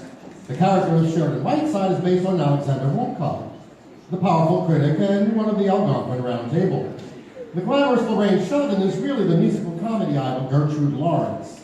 In the second act, you'll meet Beverly Carlton, based on the famous playwright and composer Noel Coward, and the irrepressible banjo is actually Harpo Marx. All these stars were close friends of Kaufman and Hart, all except the famous person they based Harriet Stanley upon. See if you can figure out who she is. Places for Act 2, please. Our actors are now ready, so we're now present Act 2 of The Man Who Came to Dinner by George S. Kaufman and Moss Hart, starring Vatican Lokey as Sheridan Whiteside and Soline McLain as Maggie Cutler. Well, Maggie's in love, but Sheridan Whiteside hasn't any intention of losing a very valuable secretary. He's counting on a real expert to break up the romance, Lorraine Shelton, doing Massalia today, the day before Christmas. Just look at these Christmas presents, Miss Cutler. All for Mr. Whiteside. Well, Samuel, you see, Christmas is Mr. Whiteside's personal property. He invented it, and it belongs to him. Oh, my land. From Shirley Temple, Mr. Belvedere. Gorgeous, George. Oh, and Mr. Whiteside's tree is so beautiful, too. Oh, Mr. and Mrs. Stanley had to put their Christmas tree in the bedroom, don't you know? They can hardly undress at night. What's this one, Miss Cutler? That's from his sponsors, Sam. A full year's supply of creamed mush. And he'll give it right back to them on the air. Oh, the things he finds time to do. Yes, he certainly sticks his nose into everything. Miss Cutler, you haven't seen the family, have you? Aren't they upstairs? Well, I mean the young ones. Nobody seems to know where they went after Mr. Whiteside talked to them. Oh, Christmas shopping, probably. Well, if I'm going downtown, I'd better let him know. Sherry, may I come in? Of course, little Mary Sunstroke. That must have been quite a session you had, Sherry, with the Stanley heirs. What did they want? Good sound advice, Madam Butterfly, and they came to the right place for it. You know, June thinks she's in love with some fellow in her father's factory.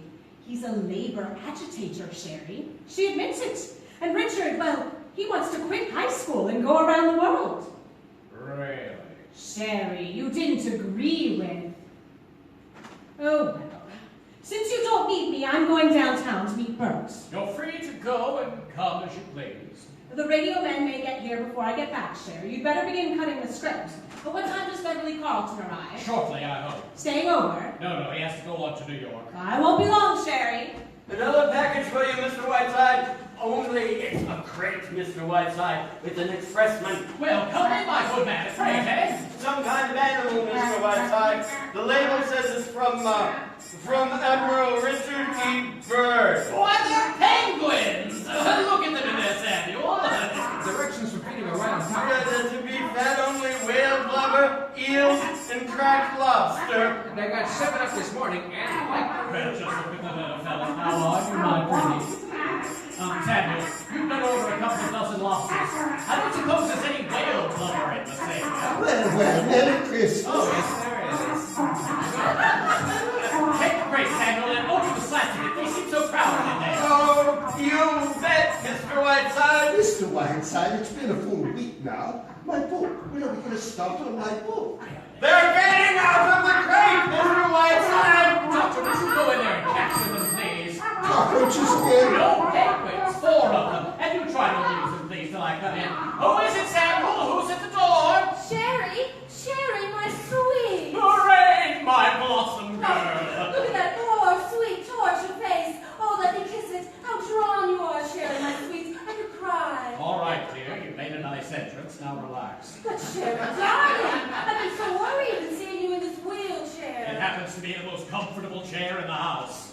Now take off that skunk and tell me everything. Darling, I'm so relieved. You look perfectly wonderful. I just dashed to New York. Now don't be coy, Blossom Girl. I want to know all about you and that splendid bit of English muffin, Lord Bottomley. Have you hooked him yet? Sherry, dear, you're dreadful. By the way, has he had his teeth fixed yet? Oh, Sherry, really? Cedric may not be brilliant, but he's rather sweet, poor lamb, and he's very fond of me. And he does represent the kind of English way of living that I like.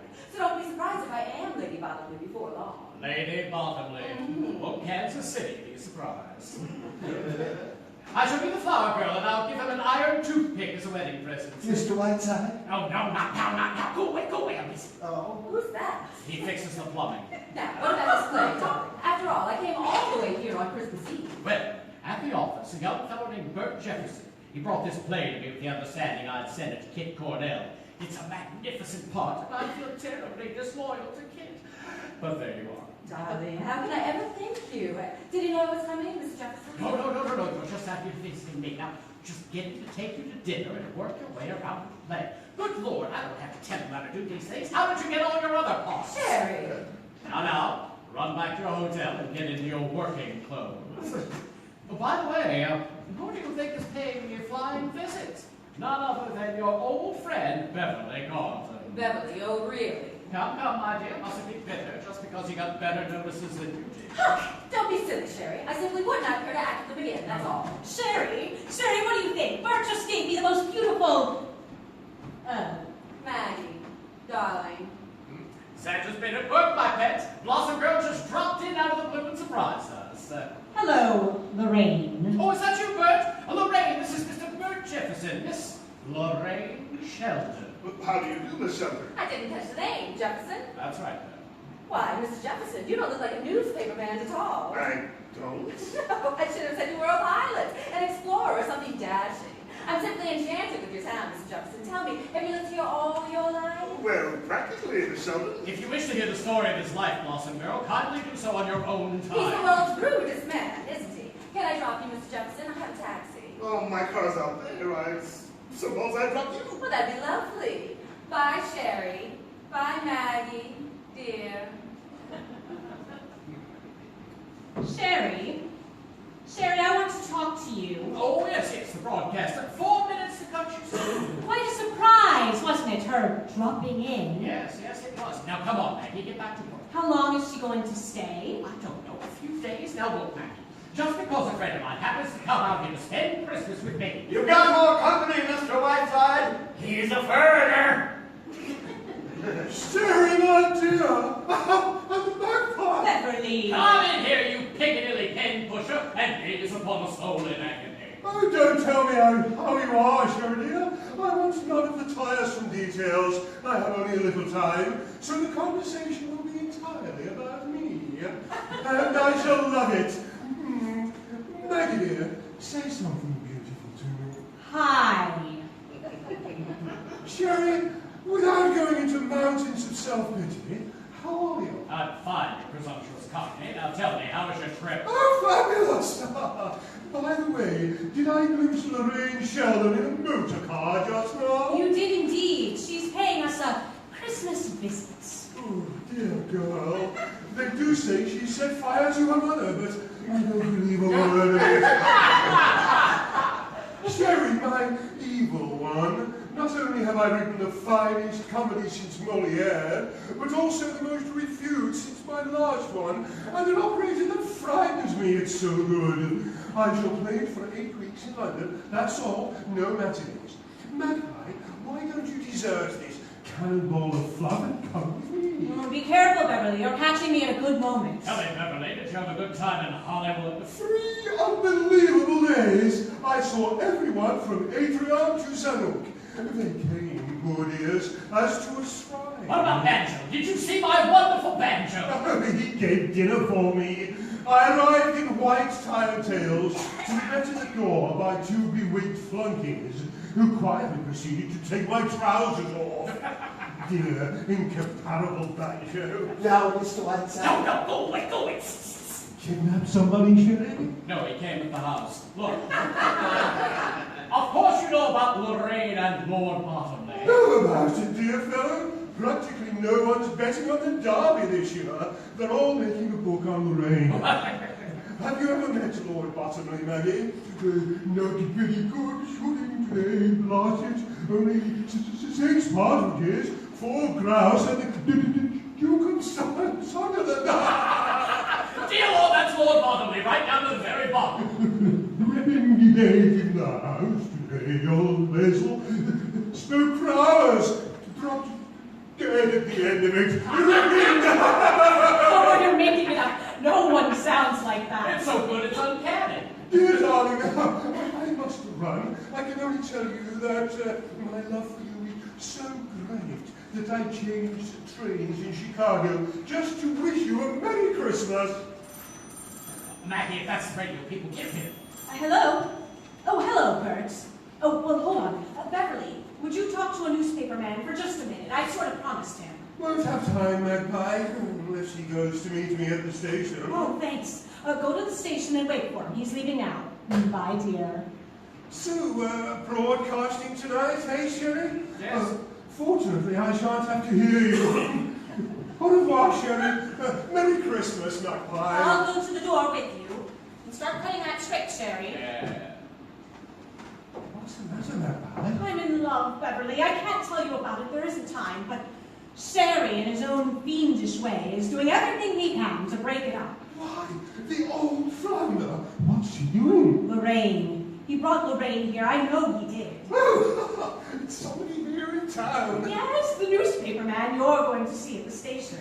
He's written a play, and Sherry's using it as bait. Now, you know Lorraine. She'll eat him up alive. What do you want me to do, Maggie? Oh, we'll get Lorraine out of here. The farther away, the better. But how? I'm leaving. Well, I know it may sound silly, but if you were to phone Lorraine from the station, that imitation you do of Lord Bottomley. Oh, Magpie, I love it. I'm absolutely right. Well, tell her you can't go on without her. She must return to England immediately. I can't wait. It's pure heaven. Well, it probably won't work, Beverly. But if she should fall for it, maybe I've got a chance after all.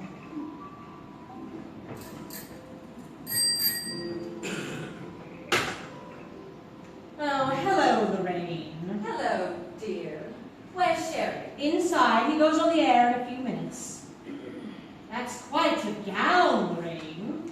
Going anywhere? This? Oh, I just threw on anything at all. Who does your hair, Maggie? A little French woman named Maggie Cutler comes in every morning. You know, your hair could be so lovely. I've always wanted to get my hands on it. I've always wanted to get mine on yours, Lorraine. What? Oh, by the way, what time does Beverly get here? Oh, he's been and gone. Oh, really? Well, I'm very glad, you know. I was a perfect wreck by the time my play was closed. All during that tender last scene, he kept dropping peanut shells down my dress. I wouldn't act them again if I were starving. Oh, excuse me. Hello? Yes? Miss Lorraine Sheldon, yes, she's here. For me? The operator's getting your party. Transatlantic, London. Transatlantic? Here? How? Hello? Cedric? Oh, darling, what a delightful surprise. Darling, if you don't talk so fast, you won't stutter so. Ah, that's better. You sound as though you were just around the corner. What?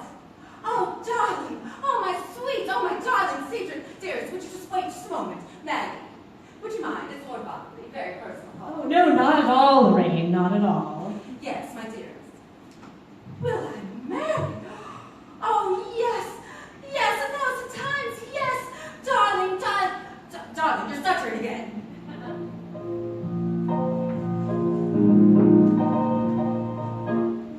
And I think the least you could do, Sherry, is congratulate her. Lord Bottomley has just asked Lorraine to become Lady Bottomley. It's simply exciting. Naturally, I shall believe at once. Am I to understand from your girlish squeals that you're about to toss your career into the ash can? Isn't it strange, Sherry? Who would have thought an hour ago that Lorraine would be back on her way to London? Shut your nasty little face. Hello, everybody. They say it's snowing outside. Gonna have a real old-fashioned Christmas. Why don't you telephone your scoop to the New York Times? Bert, Miss Sheldon has to leave town very suddenly. Isn't that a shame? Oh, no bad news, I hope. Oh, wonderful, enchanting news, Mr. Jefferson. Anybody admired my Christmas present yet, Maggie? Oh dear, I forgot. Look, everybody, it's me from Bert. Maggie, what a charming bracelet. Isn't it sweet, Sherry? Will this drivel never stop? My head is bursting. Why don't you mix us a drink, Bert? We'll celebrate Lorraine's good news. Oh, fine. Oh, by the way, I had a 2-minute interview with Beverly Carlton. He's quite a guy, Mr. Whiteside. Just run along, Bert, and drinks, the drinks. Yeah, I was lucky to even get in my 2 minutes. He was in a phone booth most of the time. Phone booth? You'll find the liquor in the pantry, Bert, down that way. I couldn't even hear a word he was saying, Mr. Whiteside, but from the faces he was making, it looked like a scene from one of his plays. So Mr. Carlton was in a telephone. I didn't think he'd ever come out. Bert, will you please? Yes, and make mine a double, will you, Jefferson? My headache seems to have suddenly disappeared. Come along, Maggie. Better show me where the pantry is. Good old Bert. Couldn't hear what he was saying, but from the faces he was making. What is this? What's going on here? Blossom girl, you have just played the greatest love scene of your career with your old chum, Beverly Carlton. That's not true. I was talking to Cedric. What do you mean? I mean that was Beverly you poured your girlish heart out to, not Lord Bottomley. You've heard him do Lord Bottomley before, haven't you, Bill? Well, yes, of course, but why would he want to do such a thing? This is one of the most... No, cat. The absolute unutterable cat. The dirty, rotten laps. Well, I'll have it. Steady, Blossom girl, steady. Don't you realize I won't ever be able to show my face in England again? But why? Why would he do this to me? It doesn't make any sense. This doesn't... I don't know... Maggie. Yes, Lorraine? I think I'm beginning to understand everything. Yes, Maggie, that's a very charming bracelet Mrs. Jefferson gave you, isn't it, dear? Has something upset you, dear? And to think that I nearly went back to... Well, wild horses couldn't drag me out of here now, Maggie. We're almost ready, Mr. Whiteside. We're on the air in 2 minutes. Oh, who is he? Just one of the radio men, Blossom. Call. Let's get the mic again, Harry. I'm sure we have. Here comes the Jefferson special. Have we time? I'm sure we have, Mr. Jefferson. I'm not leaving after all. My plans have changed. Oh, that's fine. And I hear you've written a simply marvelous play. Mr. Jefferson, I want you to read it to me. Tonight, we'll go back right to the hotel right after dinner. But I'd be delighted. Maggie, I bet you arranged all of this whole thing. Well, it's the finest Christmas present you could give me. Yes, I thought you'd like it. Oh, it's no use. I'm getting out of here. Is he in there? Is Whiteside in there? Not now, Mr. Stanley. I'm about to go in the air. Whiteside, my son has just run off on a freighter. He says he's going around the world to take photographs. And my daughter's in love with an anarchist. I know he is. And they both say that you told them to do it. Quiet, please. 15 seconds there. How dare you? This is the most outrageous thing I see you're still busy. Mr. Stanley. I can't believe that you would make me fall for such a thing. No, you don't understand. Mr. Stanley, we've got to... For heaven's sake, quiet! Stand by. Okay, Harry. Quiet, please. Good evening, everybody. Prima Blanche brings you Sheridan Whiteside. This is Whiteside speaking. On this eve of eves, when my own heart is overflowing... No! I think it's only fitting to tell you a story that 2,000 years ago.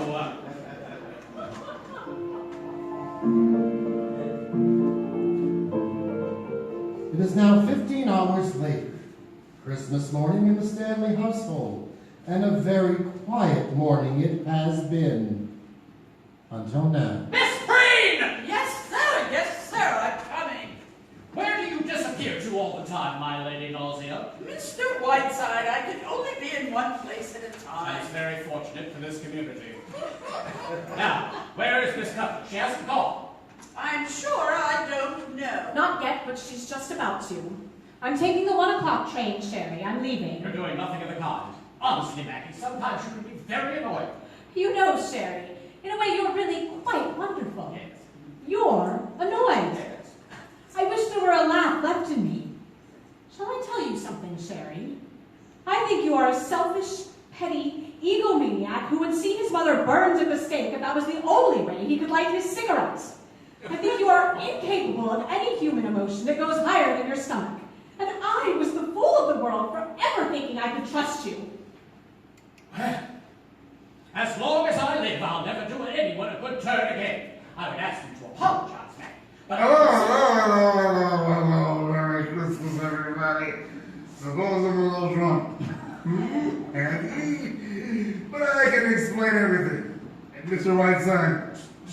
name of the successful playwright.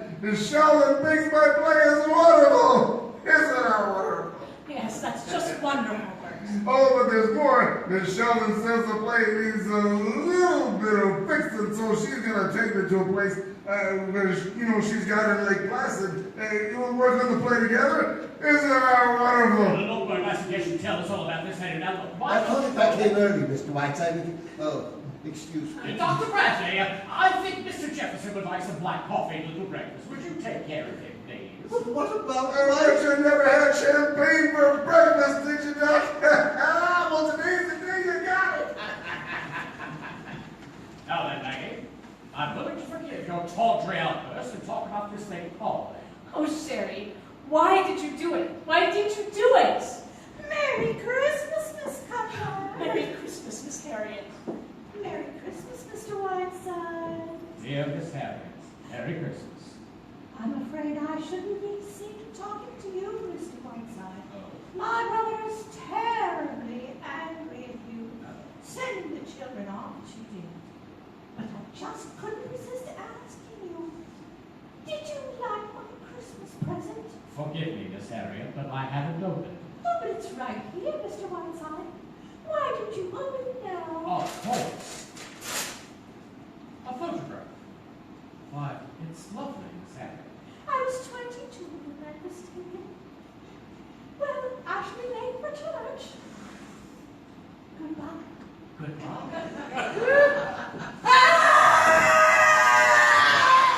Something's got me!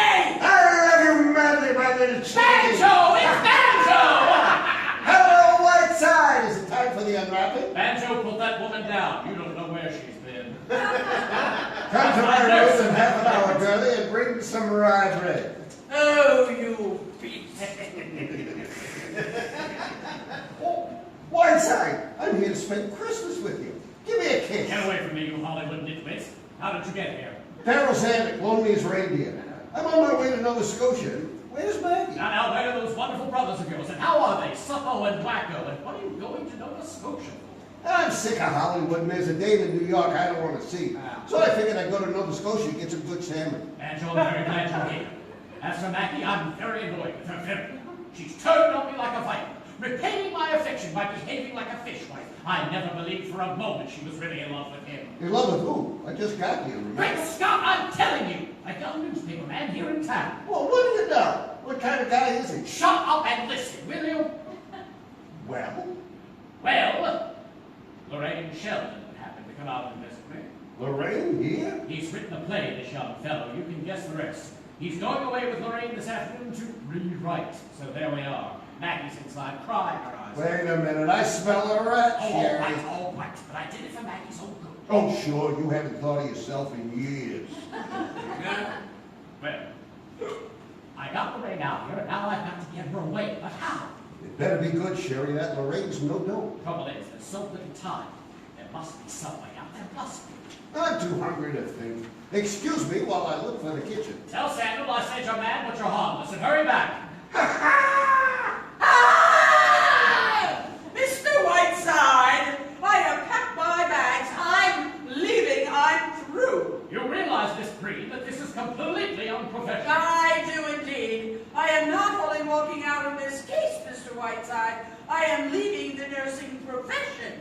I became a nurse because all my life I was filled with the idea of serving suffering humanity.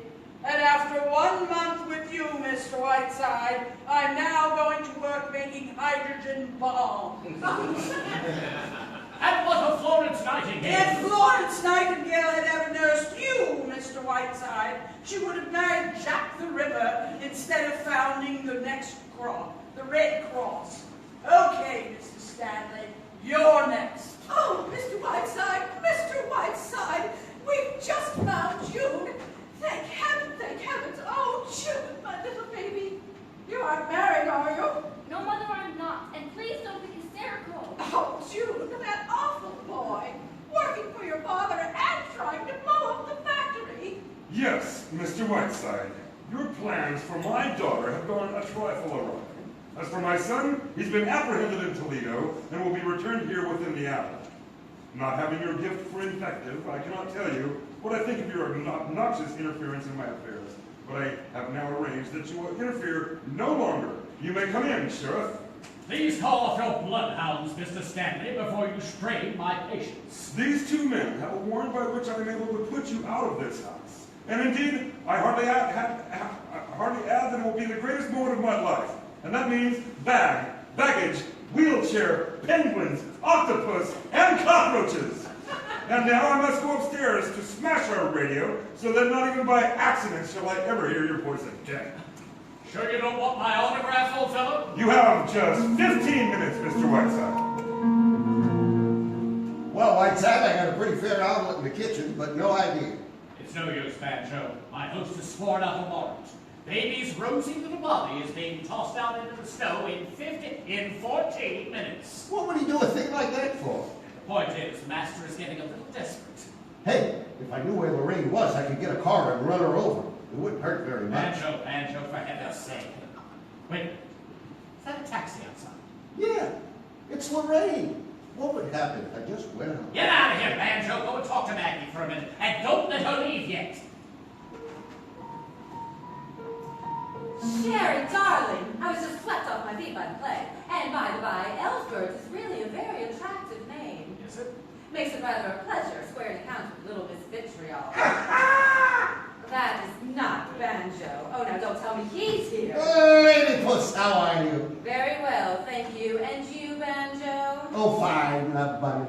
I'm fine. So, you feel fine, Lorraine? Yes, of course I do. Excuse me, Sherry. I've been getting your papers in order. Here's a list of your engagements through March. I'm looking forward so to Lake Placid, Banjo. Bert's the kind of man who would do all winter sports beautifully. But will he get time? Expressman here again, Mr. Whiteside, with another present for you. Good heavens, what is that thing? First, it was penguins, lady, and now it's this. It's a mummy case from Cairo, Egypt. But there's one thing I need right now. It's an Egyptian mummy case. What's the tag say? Merry Christmas from the Caliph of Egypt. What do you send him, Grant's tomb? 6 minutes, Mr. Whiteside, including that. And who is that man? He announces the time every few minutes. I pay him a small sum. Oh, Mr. Whiteside, are you busy? I've written a new chapter on the left kidney, and hardly, I didn't know. You know, I think this mummy case is rather beautiful. Just think, Sherry. This mummy case. Here was a woman, like myself. A woman who once lived and loved. Full of the same passions, fears, jealousies, and hates. And what remains of it now? Just this, no more. Going somewhere, honey? I want to stand inside. Look at me, Sherry, a span of 4,000 years. And here I am, another woman, living out her life. I want to cry.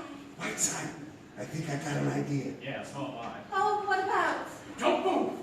Don't move, my dear. Don't even talk. Just stand there, my blossom. There's something about your expression as you stand in that case, like a halo. Why, Sherry, how sweet. Lorraine, dear, in this single moment you approach the epitome of your art. You have given me the greatest Christmas gift of all, the memory of you standing here in that mummy case. Why, Sherry, dear, I'm all choked up.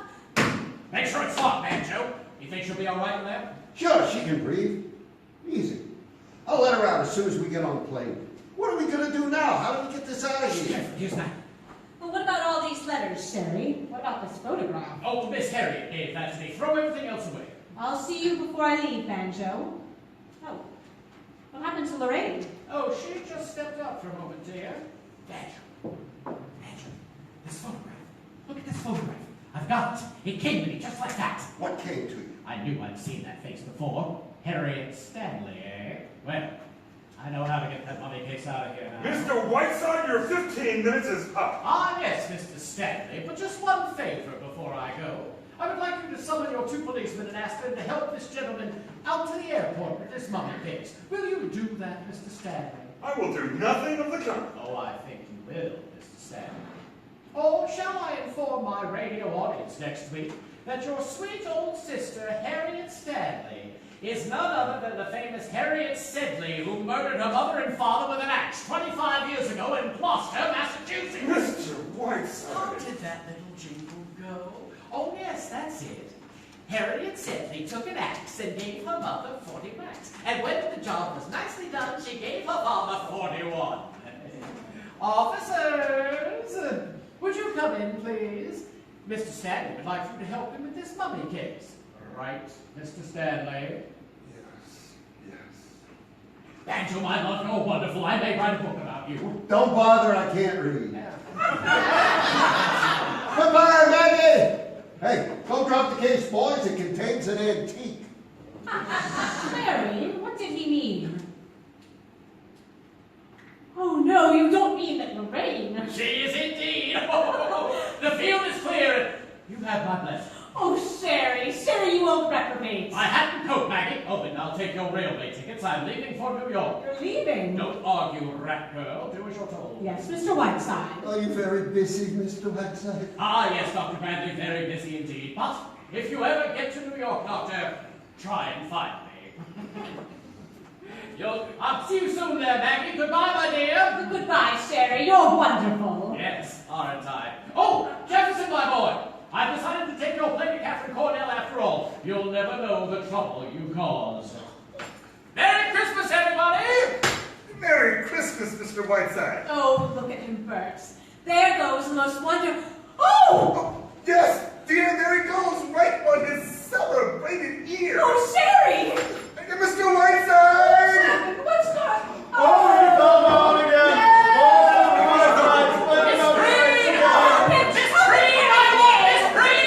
As for you, Mr. Stanley, I'm suing you for $350,000! NOLA Voice Theatre production of George Kaufman and Moss comedy, The Man Who Came to Dinner, adapted for radio by Victor Allan Tallant. Starring Vatican Lokey as shown in Whiteside and Soline McLain as Sadie. Featuring the production order. Boudreaux with Dr. Bradley and Daigle. Darcy Preston with Mrs. Stanley and Harriet Stanley. Dr. Bradley as Harriet Stanley. Kristen Daigle as Lorraine Shelby. Kevin Shields as Miss Green. Alan Lewis as Darque Preston. And Stephen James as Billy Carr. Also appearing in that production were Michael Martin, Stephen Davis, Nivale, and Aeryn Dixon. Our sound effects were performed by Stacey Morrison. The production was played by Valiant Theatre. Now, join us again next time when we bring you another classic show from the golden age of radio with NOLA Voice Theatre. I'm your announcer, Edward R. saying good night from the Valiant Theatre Lounge in the Old Arabi Arts District in New Orleans, Louisiana. Good night.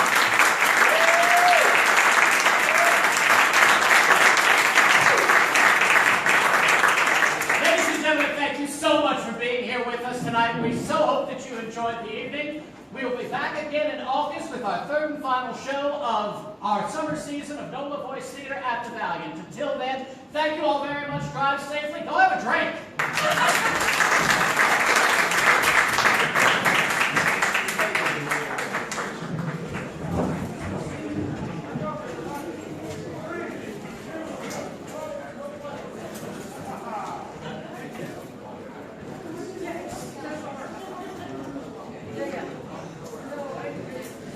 Thank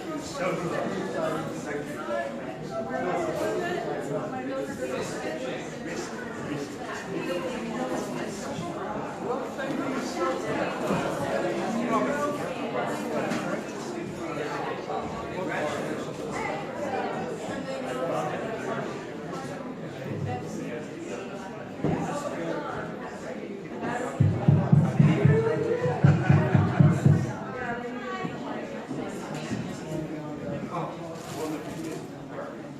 Thank you so much.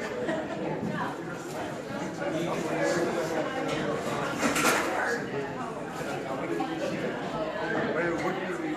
Oh, I wasn't. Oh, yeah, exactly.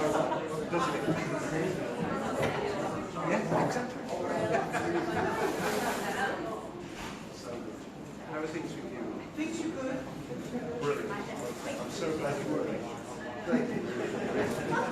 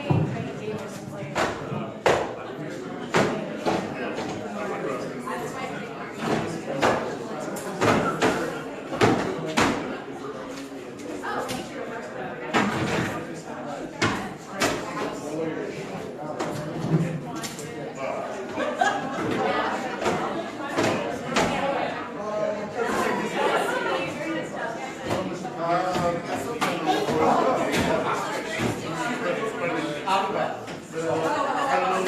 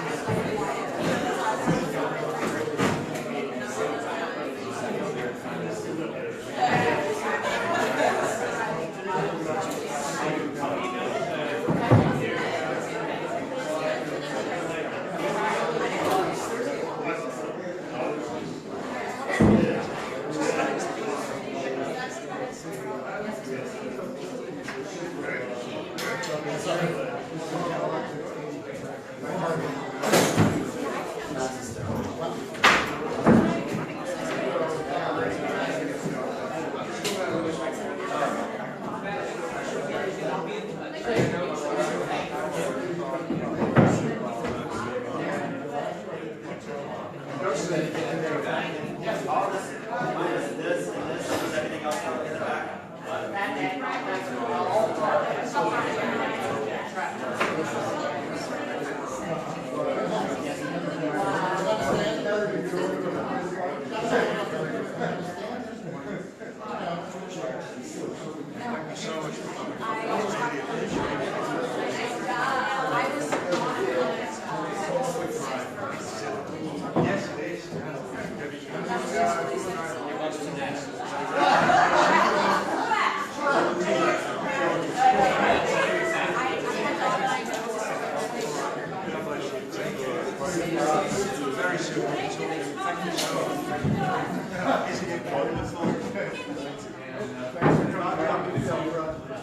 Oh, yes.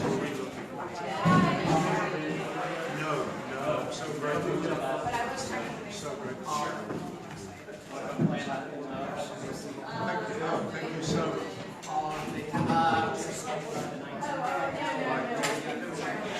Sorry, I was looking at the,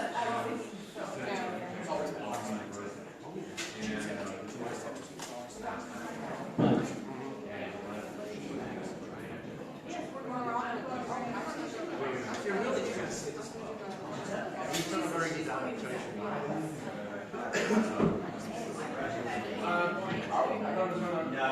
No. I think he's the same. No, that's a good point. Yeah.